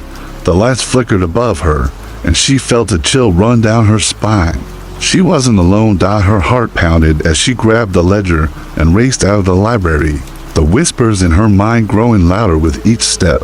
The memories weren't just passing through her anymore, they were taking hold, as she was becoming part of them, unable to escape. The storm had not yet ended, and Eliza knew she was now caught in the web of forgotten lives, trapped by the very memories that were pulling her in.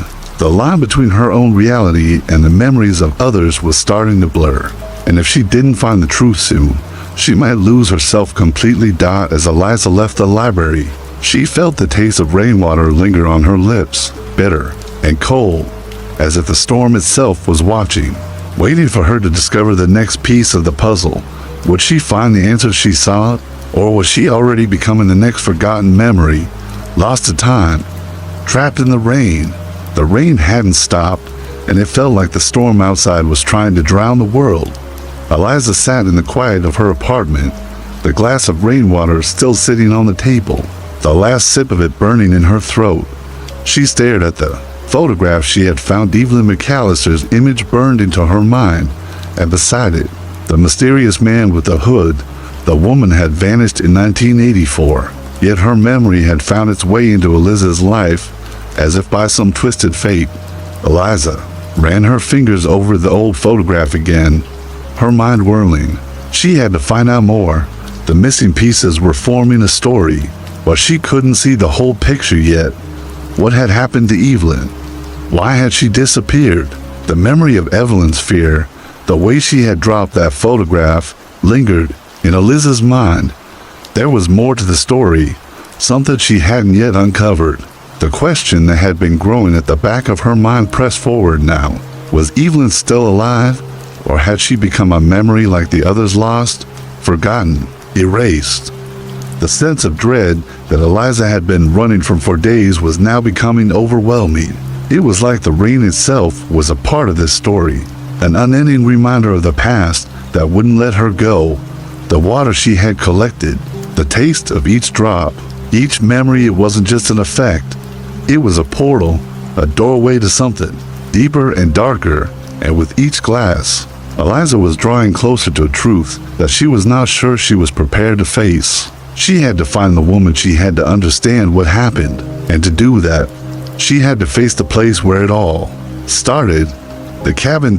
It was located outside the town, deep in the woods, a place Evelyn had once called home. Eliza had learned about it from the record she found in the library, the same place Evelyn had lived. Before vanishing without a trace, it had been abandoned for years, and the authorities had never found any trace of Evelyn after her disappearance. The case had gone cold, but Eliza had a gnawing feeling that it wasn't just the cabin that had been forgotten. With the storm still raging, Eliza packed a small bag and set off toward the cabin, her heart pounding with each mile. As she drove, the rain continued to pour, a relentless sheet of water blurring the road. Every few moments, the headlights caught something in the distant shadows, strange shapes that seemed to flicker and disappear just as quickly. She arrived at the cabin just as the sun began to set, the storm still howling around her. The small, weather-beaten structure stood alone in the middle of the woods, its windows dark and foreboding. It seemed abandoned, just as the records had said. But as Eliza stepped out of the car and approached the door, she felt something shift in the air, something she couldn't explain.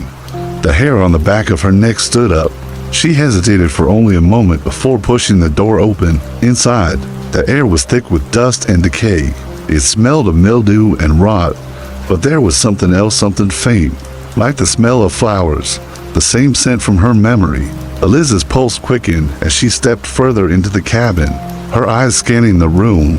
There was a small table near the window, an old rocking chair in the corner, and a fireplace that had long since stopped being used. The silence was oppressive, but beneath it, Eliza could hear a faint sound, something almost like a whisper. "Evelyn?" she whispered, almost to herself. Her voice sounded loud in the oppressive silence, and as if in response, the whispering stopped.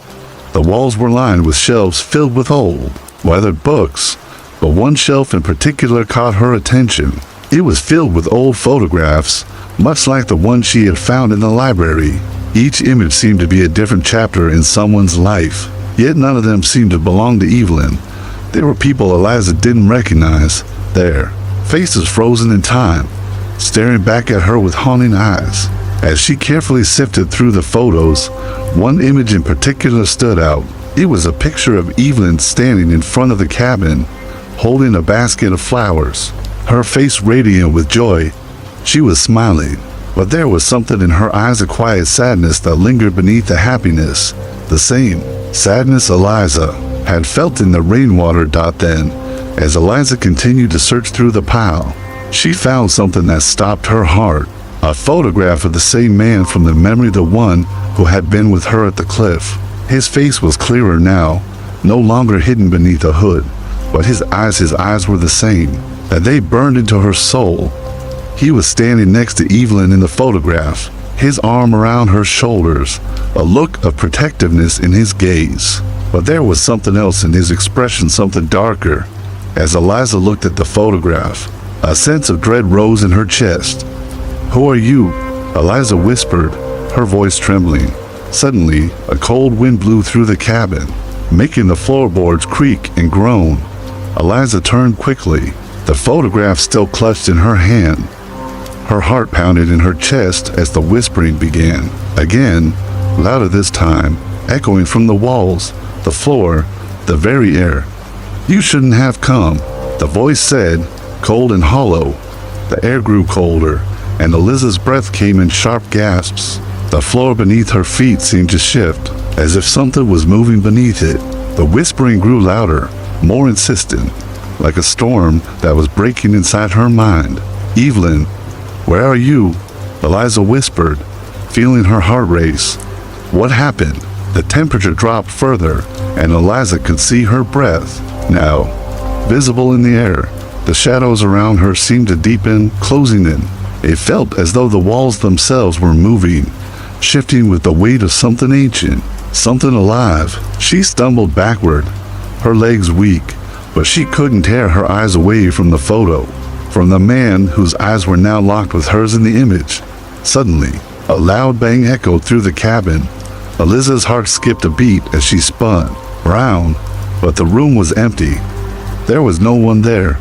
No Evelyn, no man, just the suffocating silence. But the whispers didn't stop. "You've taken what you shouldn't have," the voice said again, its tone dripping with malice. Before Eliza could respond, a cold hand grabbed her wrist. She turned, but no one was there. The grip tightened, and she felt herself being pulled toward the center of the cabin, her feet dragging across the floor. "Get out," the voice growled. Now a terrifying roar died in that instant. Everything went dark. Story 5. The Museum of Unseen Exhibits. I've been working as the night guard at the Museum of Unseen Exhibits for almost a year now.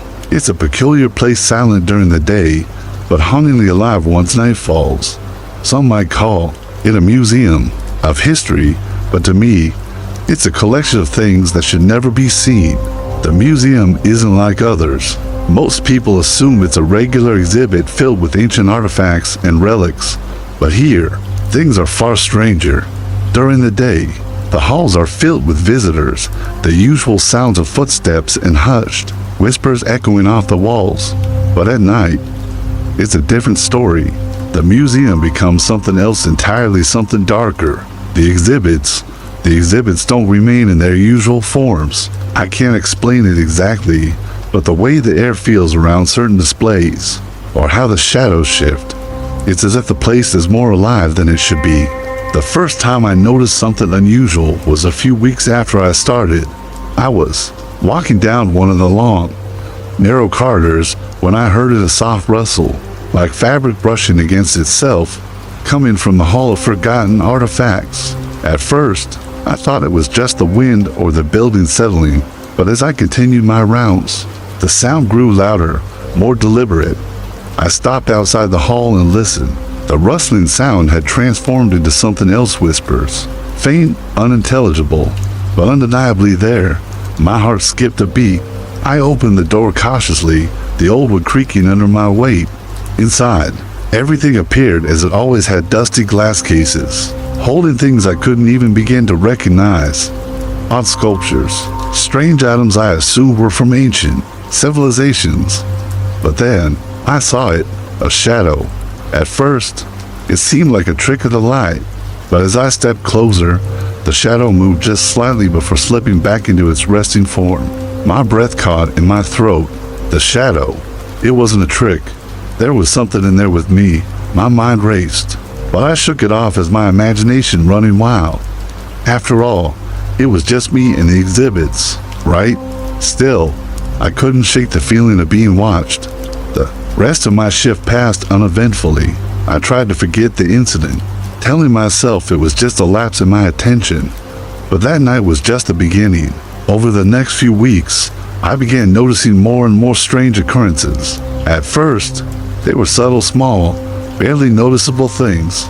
The sound of footsteps behind me when no one was around. A soft tapping on the glass, as though an invisible hand was tracing patterns on the exhibits. Sometimes I'd hear laughter, faint and distant, but it always stopped the moment I turned around. As the days turned into weeks, I began to realize that these noises weren't coming from any living being. The museum, it seemed, had a life of its own. Something else was in here with me, and it wasn't content to just sit and be ignored. But it wasn't until one night, just after midnight, that I truly understood the nature of the exhibits, what they were, and what they were capable of. I had always assumed that the museum was filled with typical artifacts, old paintings, lost statues, historical relics. But that night, I learned that the displays held more than just physical objects. They were home to something else, something invisible, something that could move and communicate in ways I didn't yet understand. It all started when I was checking the Hall of Ancient Texts. The museum was quiet. The usual hum of the building, the distant clatter of pipes had ceased, replaced with an eerie stillness. I entered the hall, the dim light casting long shadows across the rows of ancient manuscripts and scrolls. There, in the far corner, I saw it, the display of a long-forgotten text, one that wasn't supposed to be on display. It was labeled simply, "The Black Pages, a small, unassuming book locked behind glass." I'd heard rumors about this book. They said it was cursed, that anyone who looked at it too long would lose their mind.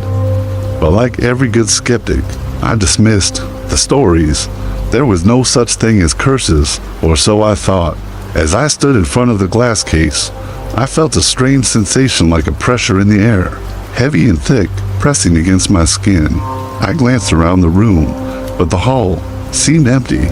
I was alone, but that's when I heard it. A whisper, soft at first, but growing louder, until it became clear. "Look at me." I froze. The voice was gentle, almost coaxing, but the tone was unmistakable. It was not human. It was something else, something ancient. I turned toward the case, and for the first time, I saw the book shift. At first, I thought my eyes were playing tricks on me, but no, there was no mistaking it. The book was moving, slowly, almost imperceptibly. The pages began to rustle, flipping on their own. A cold gust of air swept through the room, and the whispering grew louder. "Look at me," the voice repeated, now more insistent. I stepped closer, my heart racing. I knew I shouldn't, that something wasn't right, but something inside me urged me on. Maybe it was curiosity, maybe it was the pull of something darker. I reached out and touched the glass. The moment my fingers made contact, the whispering stopped. The room grew eerily quiet. My pulse thudded in my ears as I slowly turned to leave. That's when I heard it, a movement behind me. I spun around out at first. I saw nothing, but as my eyes adjusted to the dim light, I saw the shadow, a figure, tall and thin, standing just behind one of the glass cases. I couldn't make out its features, but the shape was unmistakable. It was watching me. I took a step back, my heart pounding in my chest. The figure didn't move, but the air around it seemed to shimmer, as though it were distorting the space around it. The shadow was wrong. It was an unnatural darkness, a void that didn't belong in this place. I slowly backed away, my mind racing. Was this a person? Was it another guard? But no, there was no one else here, not at this hour. My eyes locked on the figure, and for a moment, I thought I saw it move, just a slight shift. I tilted the head. It was studying me. I didn't wait to see more. I bolted for the door, my steps echoing down the empty hallway. My breath came in quick, shallow gasps, and I could hear my heart pounding in my chest as I hurried toward the exit. The moment I stepped out into the cold night air, I thought I was safe.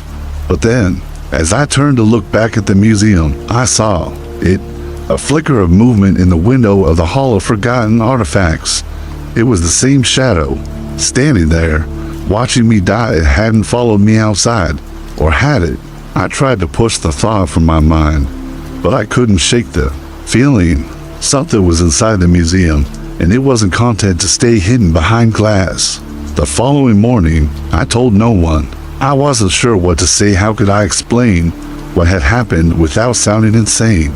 The other guards would laugh, or worse, report me to the curator. But deep down, I knew something was off about this place. The museum wasn't just a collection of exhibits. It was a prison for things that should never have been contained. And now, I was part of it. I had seen things that could not be unseen. And what's worse, I knew that whatever was inside was still watching, still waiting, and it wasn't finished with me yet. The following night, I returned to my post at the museum. The building loomed ahead, silent and imposing. The cold air bit at my skin, but it wasn't just the chill that made me uneasy. No, it was something deeper, something that clung to the air, thick and suffocating dot as I approached the front door. I couldn't shake the memory of the previous night, the whispers, the shadow, and the unmistakable feeling of being watched. I had told myself it was all in my head, that the stress and isolation of working the night shift had finally caught up with me. But deep down, I knew the truth. The museum wasn't just filled with artifacts. It was filled with things that should never have been contained. I took a deep breath and stepped inside, the heavy door creaking as it closed behind me. The lobby was as quiet as always, the only sound the soft hum of the lights overhead. But there was something different tonight, and a natural stillness that made the hairs on the back of my neck stand on end. I began my rounds as usual, walking down the long corridors, passing by the exhibits of forgotten relics. The museum felt colder than usual, and the air seemed thick, as though it were pressing down on me from all sides. I tried to push the feeling away, telling myself it was just my nerves. But then I heard it, a faint tapping sound, like fingernails, scratching against glass. It was coming from a hall of lost time, a dark and forgotten part of the museum that most visitors never saw. I paused, my breath caught in my throat. The sound was subtle, almost imperceptible, but it was there, constant and rhythmic. I hesitated before walking towards the hall, my footsteps echoing in the silence. The closer I got, the louder the tapping became, and the more distinct it sounded, like something or someone was trying to get my attention. I stopped at the entrance, my hand hovering over the doorknob. I wasn't sure what I was expecting, but I wasn't ready for what I saw. The Hall of Lost Time was empty, just like it always was. But the tapping, it was coming from a display case, a small, rectangular one, sitting in the far corner of the room. It was covered in dust, the glass fogged over with age, but the tapping continued, growing louder with each passing second. I stepped closer, my heart racing, and that's when I saw it, a shadow, darker than the surrounding darkness, shifting inside the display case. I rubbed my eyes, convinced I was seeing things, but no, it was real. The shadow moved slowly, deliberately, as though it were aware of my presence. I stepped back, my breath catching in my throat. The tapping ceased, replaced by a soft whisper. "You shouldn't have come back," it said, its voice low and raspy, like the rustling of dead leaves. I spun around, searching the room for the source of the voice, but there was nothing, only the shadow, still moving inside the display case, its form now twisting and contorting in ways that should have been impossible. I felt a cold chill run down my spine. The shadow, it wasn't just a trick of the light. It was something alive, something that had been trapped here, in this room, for far too long. As I watched, the shadow seemed to grow, its shape becoming more defined. It stretched toward me, its edges curling like tendrils, reaching out with an unnatural speed. I stumbled backward, my heart pounding in my chest. "What do you want?" I whispered, my voice barely audible. The shadow paused, and for a moment, it was still. Then, the voice spoke again, this time louder, more insistent. "You're the one who disturbed us. You're the one who unlocked the door." I froze. What was it talking about? I hadn't unlocked anything. The rooms were all locked. The only key I had was for the front door, and I hadn't touched any of the exhibits. But before I could process the words, the shadow lunged at me, its dark tendrils reaching out like a whip, slicing through the air. I jumped back, barely avoiding its grasp. The museum felt alive, the walls closing in around me as if the very building itself were trying to trap me. I turned and ran, my footsteps loud in the quiet hall. The shadow followed, its whispers growing louder, more frantic. "You cannot escape," it hissed, the words slipping under my skin, chilling me to the bone. "You cannot escape us." I bolted down the hallway, my heart pounding in my ears. The sound of the shadow's pursuit growing louder with every step. The whispers were all around me now, filling the air, drowning out everything else. When I reached the main hall, I stumbled to a stop, gasping for air. The shadow was gone, but the air felt thicker, heavier. I stood there, trembling, trying to calm my racing heart. Was it over? Had I imagined it? But the whispers hadn't stopped. They were still there, in the back of my mind, calling out to me. I turned toward the nearest exit, desperate to leave, but then I saw it, a figure standing just beyond the threshold of the door. A man, no, not a man-a-thing. its features twisted and distorted like something trying to imitate a human shape. His eyes, if you could call them eyes, were hollow, black voids, empty and devoid of life. The thing smiled, its lips curling back to reveal jagged, broken teeth. "You're still here," it whispered, its voice like nails on a chalkboard.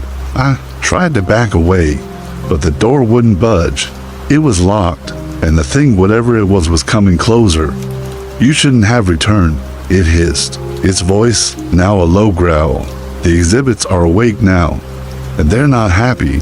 I stumbled backward, my mind racing. What was going on? What had I gotten myself into? And then, as if responding to the thought, the whispering shadows surrounded me. The museum's walls seemed to bend, to twist, as though they were closing in. The air grew thick, suffocating. I could feel the presence of something ancient, something angry, closing in on me from all sides. I turned to run again, but the thing was faster. It lunged at me, its hands long and gnarled, gripping my shoulders with a strength I couldn't fight. The darkness swallowed me whole, and I felt myself being pulled into the void. And then everything went black. When I woke up, the first thing I noticed was the overwhelming silence. It was deafening, nothing but stillness around me. My mind struggled to catch up with my body, and I blinked several times, trying to make sense of the darkness that surrounded me. It took a few moments before I realized I was still inside the museum, but something was wrong. The air felt thick, heavy with a sense of dread, as though the very walls of the building had absorbed something sinister and were now exhaling it back into the space. My head ached, and my body was sore as if I'd been thrown against the floor. I sat up slowly, my heart racing as the shadows around me seemed to flicker and shift in ways they shouldn't. I was in the Hall of Lost Time. I didn't remember getting there. The last thing I had seen was the distorted figure with the black, hollow eyes, and then nothing. How long had I been unconscious? It felt like hours, maybe longer. The soft rustle of movement caught my attention, pulling me from my dazed thoughts.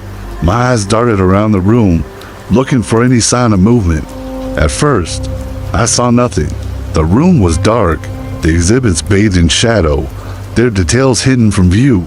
The oppressive silence wrapped around me, suffocating, and yet, I knew I wasn't alone.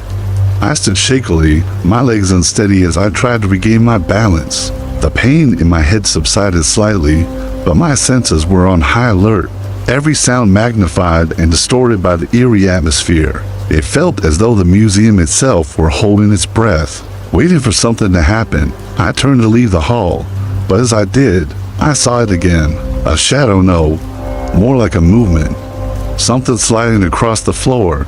It was subtle, but unmistakable. It was coming from the far corner, where the display case of the black pages had been. I froze. The shadow was there looming, shifting like smoke, and for a moment, it seemed to have no distinct shape, no form at all.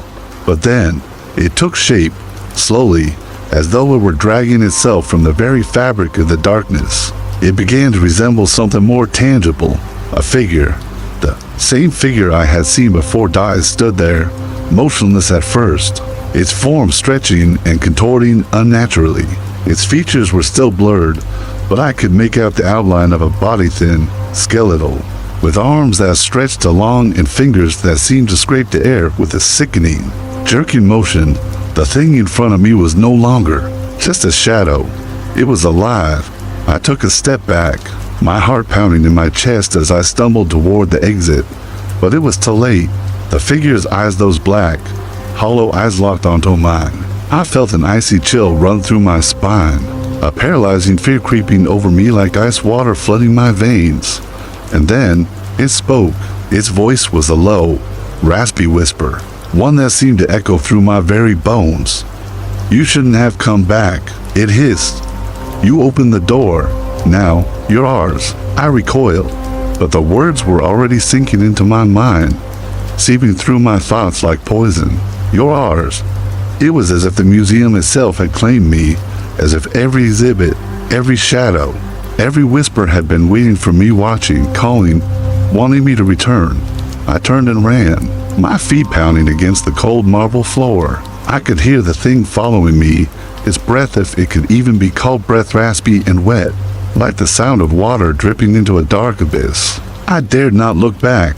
Every instinct told me to keep running, to get out of the museum, to escape whatever nightmare I had unknowingly walked into. But the doors wouldn't open. I reached the main entrance and pulled desperately at the handle, but it wouldn't budge. I shoved harder, panic rising in my chest as the darkness closed in around me. The whispering grew louder, voices overlapping, merging into a maddening chorus. Not so fast. The voice came from behind me, cold and chilling, and I spun around to find the figure standing just feet away from me.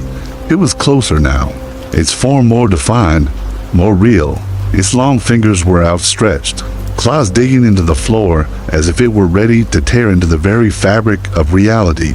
"I've been waiting for you," it rasped. I stepped back, my mind spinning, waiting for me, but for what? Why me? I tried again to open the door, my hands shaking as I fumbled with the handle. The thing was so close now. I could almost feel the coldness radiating from its form. It was an unnatural cold, one that seemed to freeze the very air around it. But then, something strange happened. As if responding to my desperation, the door clicked. It swung open with a loud creak, and for a split second, I saw a sliver of light, bright, welcoming light on the other side. I didn't hesitate. I bolted through the door, my legs burning with effort as I sprinted into the lobby. The air felt lighter here, but the feeling of dread lingered like a shadow over me. I didn't stop running. My mind was focused on one thing: escape Dot. As I reached the front exit, I threw open the door, stumbling into the cold night air. I didn't look back. I couldn't. The museum, with all its whispers and shadows, had nearly consumed me, but I was free for now. I stood there, gasping for breath, the dark building looming behind me. The lights inside flickered and danced in strange patterns, as though the museum itself were alive, watching, waiting for me to return. But I knew, deep down, that I could never go back, not after what I had seen, not after what I had experienced. And yet, as I turned to walk away, the sound of fate whispers reached my ears. It was distant, but unmistakable. "You can't escape," the voice called softly, carried on the wind. "You never will." I wake up to silence, not peaceful silence. It's the kind that listens, that learns. My eyelids flutter. The cold floor beneath me hums softly, like a throat clearing itself. My hands are numb, my back aches. I try to move, but every muscle protests with a sharp stiffness, as if I've been lying here for days. The air is heavier. It clings to my skin like wet cloth. I smell something old wood, burnt dust, and something metallic, like blood left along in the air. I sit up, slowly. My breathing is loud in my ears. Then quiet footsteps, not mine, behind me. I freeze. When I turn, nothing. Just the endless hallway, just the dark. But I know it's here. I'm still in the Hall of Lost Time, but it's no longer the room I knew. The glass displays are gone. The exit doors are gone. Even the ceiling is wrong. Above me, the darkness swirls slowly. Like ink and thick water, a whisper brushes my right ear. "You never left." I spin around. No one. The air smells like wet copper now. I stand knees, weak, breath shallow. I take one step forward, and the floor pulses, once, twice, a third time like a heartbeat. I whisper to myself, this isn't real, but even my voice sounds muted, like it's being absorbed by the walls. A soft crackling sound, like dry paper burning. It's coming from behind a column. I inch forward, and then I see it, the black pages, not in its display, not protected by glass dotted floats, midair, open and turning. Pages flutter without wind. Symbols rearrange themselves. The book seems to be breathing. As I approach, the temperature drops. My fingers go numb. My breath clouds the air. And then voices, not loud, just many, too many, all whispering one word, return, over and over, return, return, return. A sharp breeze whips through the room, but the doors remain closed. There's nowhere it could have come from. My skin tingles. The floor beneath me is vibrating. Subtle at first, then harder, like bass. From a distant speaker, I reach out toward the book. It stops moving, dead still. One page opens, showing a mirror, but the reflection isn't mine. I lean in. The eyes staring back at me are hollow, black voids. The mouth is open, stretched, unnaturally wide. The book whispers, "You were never watching us. We were watching you." Suddenly, shadows peel off the walls, long, slow, sentient. They crawl toward me. Their edges flicker like candlelight. One reaches out, touches my shoe. It's cold, ice cold, like stone left in rain. I try to run, but the room bends. The hallway stretches like rubber, elongating with each desperate step. My breath catches, my chest tightens. I pass the mirror again. Now it shows multiple versions of me, one screaming, one crying, one smiling. A deep hum rattles the walls. It's not mechanical, it's biological. I collapse beside a pillar, and then I see it dot the watcher, the tall figure from before then, unnatural, standing at the edge of the corridor. Only now, it moves, slow, methodical. Its arms sway with a rhythm like pendulums. Its feet don't touch the ground. My ears pop. The pressure in the room increases. Every shadow now moves with it, like they obey it. I whisper, "What are you?" It answers, not with sound, but with memory. Suddenly I see flashes. The museum. Years ago, visitors, children, guards, all vanish one by one. Always in this hall. Always after the book is open. I scream. No one hears. The watcher tilts his head, and in a voice like cracking wood, "You are not a guard. You are a guest. We've been waiting for your story." The walls ripple. Hands emerge from beneath the floor thin, bony fingers scratching toward the surface. Some clutch pieces of uniforms, some hold keys. One holds a photo. My photo. The room now smells like burned oil and mildew. I gag. I run again, feet pounding. Against cold tile, each step echoes. But not my echo. It's a second behind me, like something's following. I reach a dead end. It wasn't here before. I turn. A mirror again. But now, the me inside it speaks. You opened the door when you listened. You let them write your name. I cover my ears. But the voice comes from within now. Inside my skull, inside my breath. I fall to my knees. Behind me, the watcher hovers closer than ever. I feel it without looking. The way one feels heat from a flame they can't see. A sound like nails dragged over glass pierces the room. I cry out. Blood trickles from my nose. The ceiling begins to drip. But it's not water. It's ink, thick, black. A live dot. Every drop that hits the ground disappears into smoke. I scream. I didn't ask for this. But the book answers. You looked. That's enough. Then it opens wide. Pages rip from its spine, spinning in the air like torn leaves. They wrap around me, tight. They burn, but not with fire, with memory. I see flashes, not mine. The last guard, the one before him, the curator, all consumed. Each of them thought they were just seeing things. Each of them thought they'd escape. None did. A scream echoes from the walls. It's mine. It doesn't stop, even when I close my mouth. I claw at the air. The room flips, gravity shudders. I float, then fall. When I open my eyes again, I'm in the lobby. The lights flicker. The rain outside taps gently on the glass. All seems calm, almost peaceful. But then I notice the reflection. I'm not in it, only the watcher, standing where I should be, smiling. My name appears on the visitor log, written in ink I don't remember using. Next to it, permanent exhibit, and beneath that the note in cursive, do not disturb, dangerous when observed. And to this day, no one knows who or what was behind that final knock. Maybe it was just the wind, or maybe something else found its way inside. If stories like this keep your eyes tracing the shadows, you're not alone. Hit the like button before the darkness returns. Subscribe, and we'll keep the stories coming. Real horrors that wait until you're half asleep and then whisper your name. This is American Pulse and Paranormal. Sleep well, if it lets you.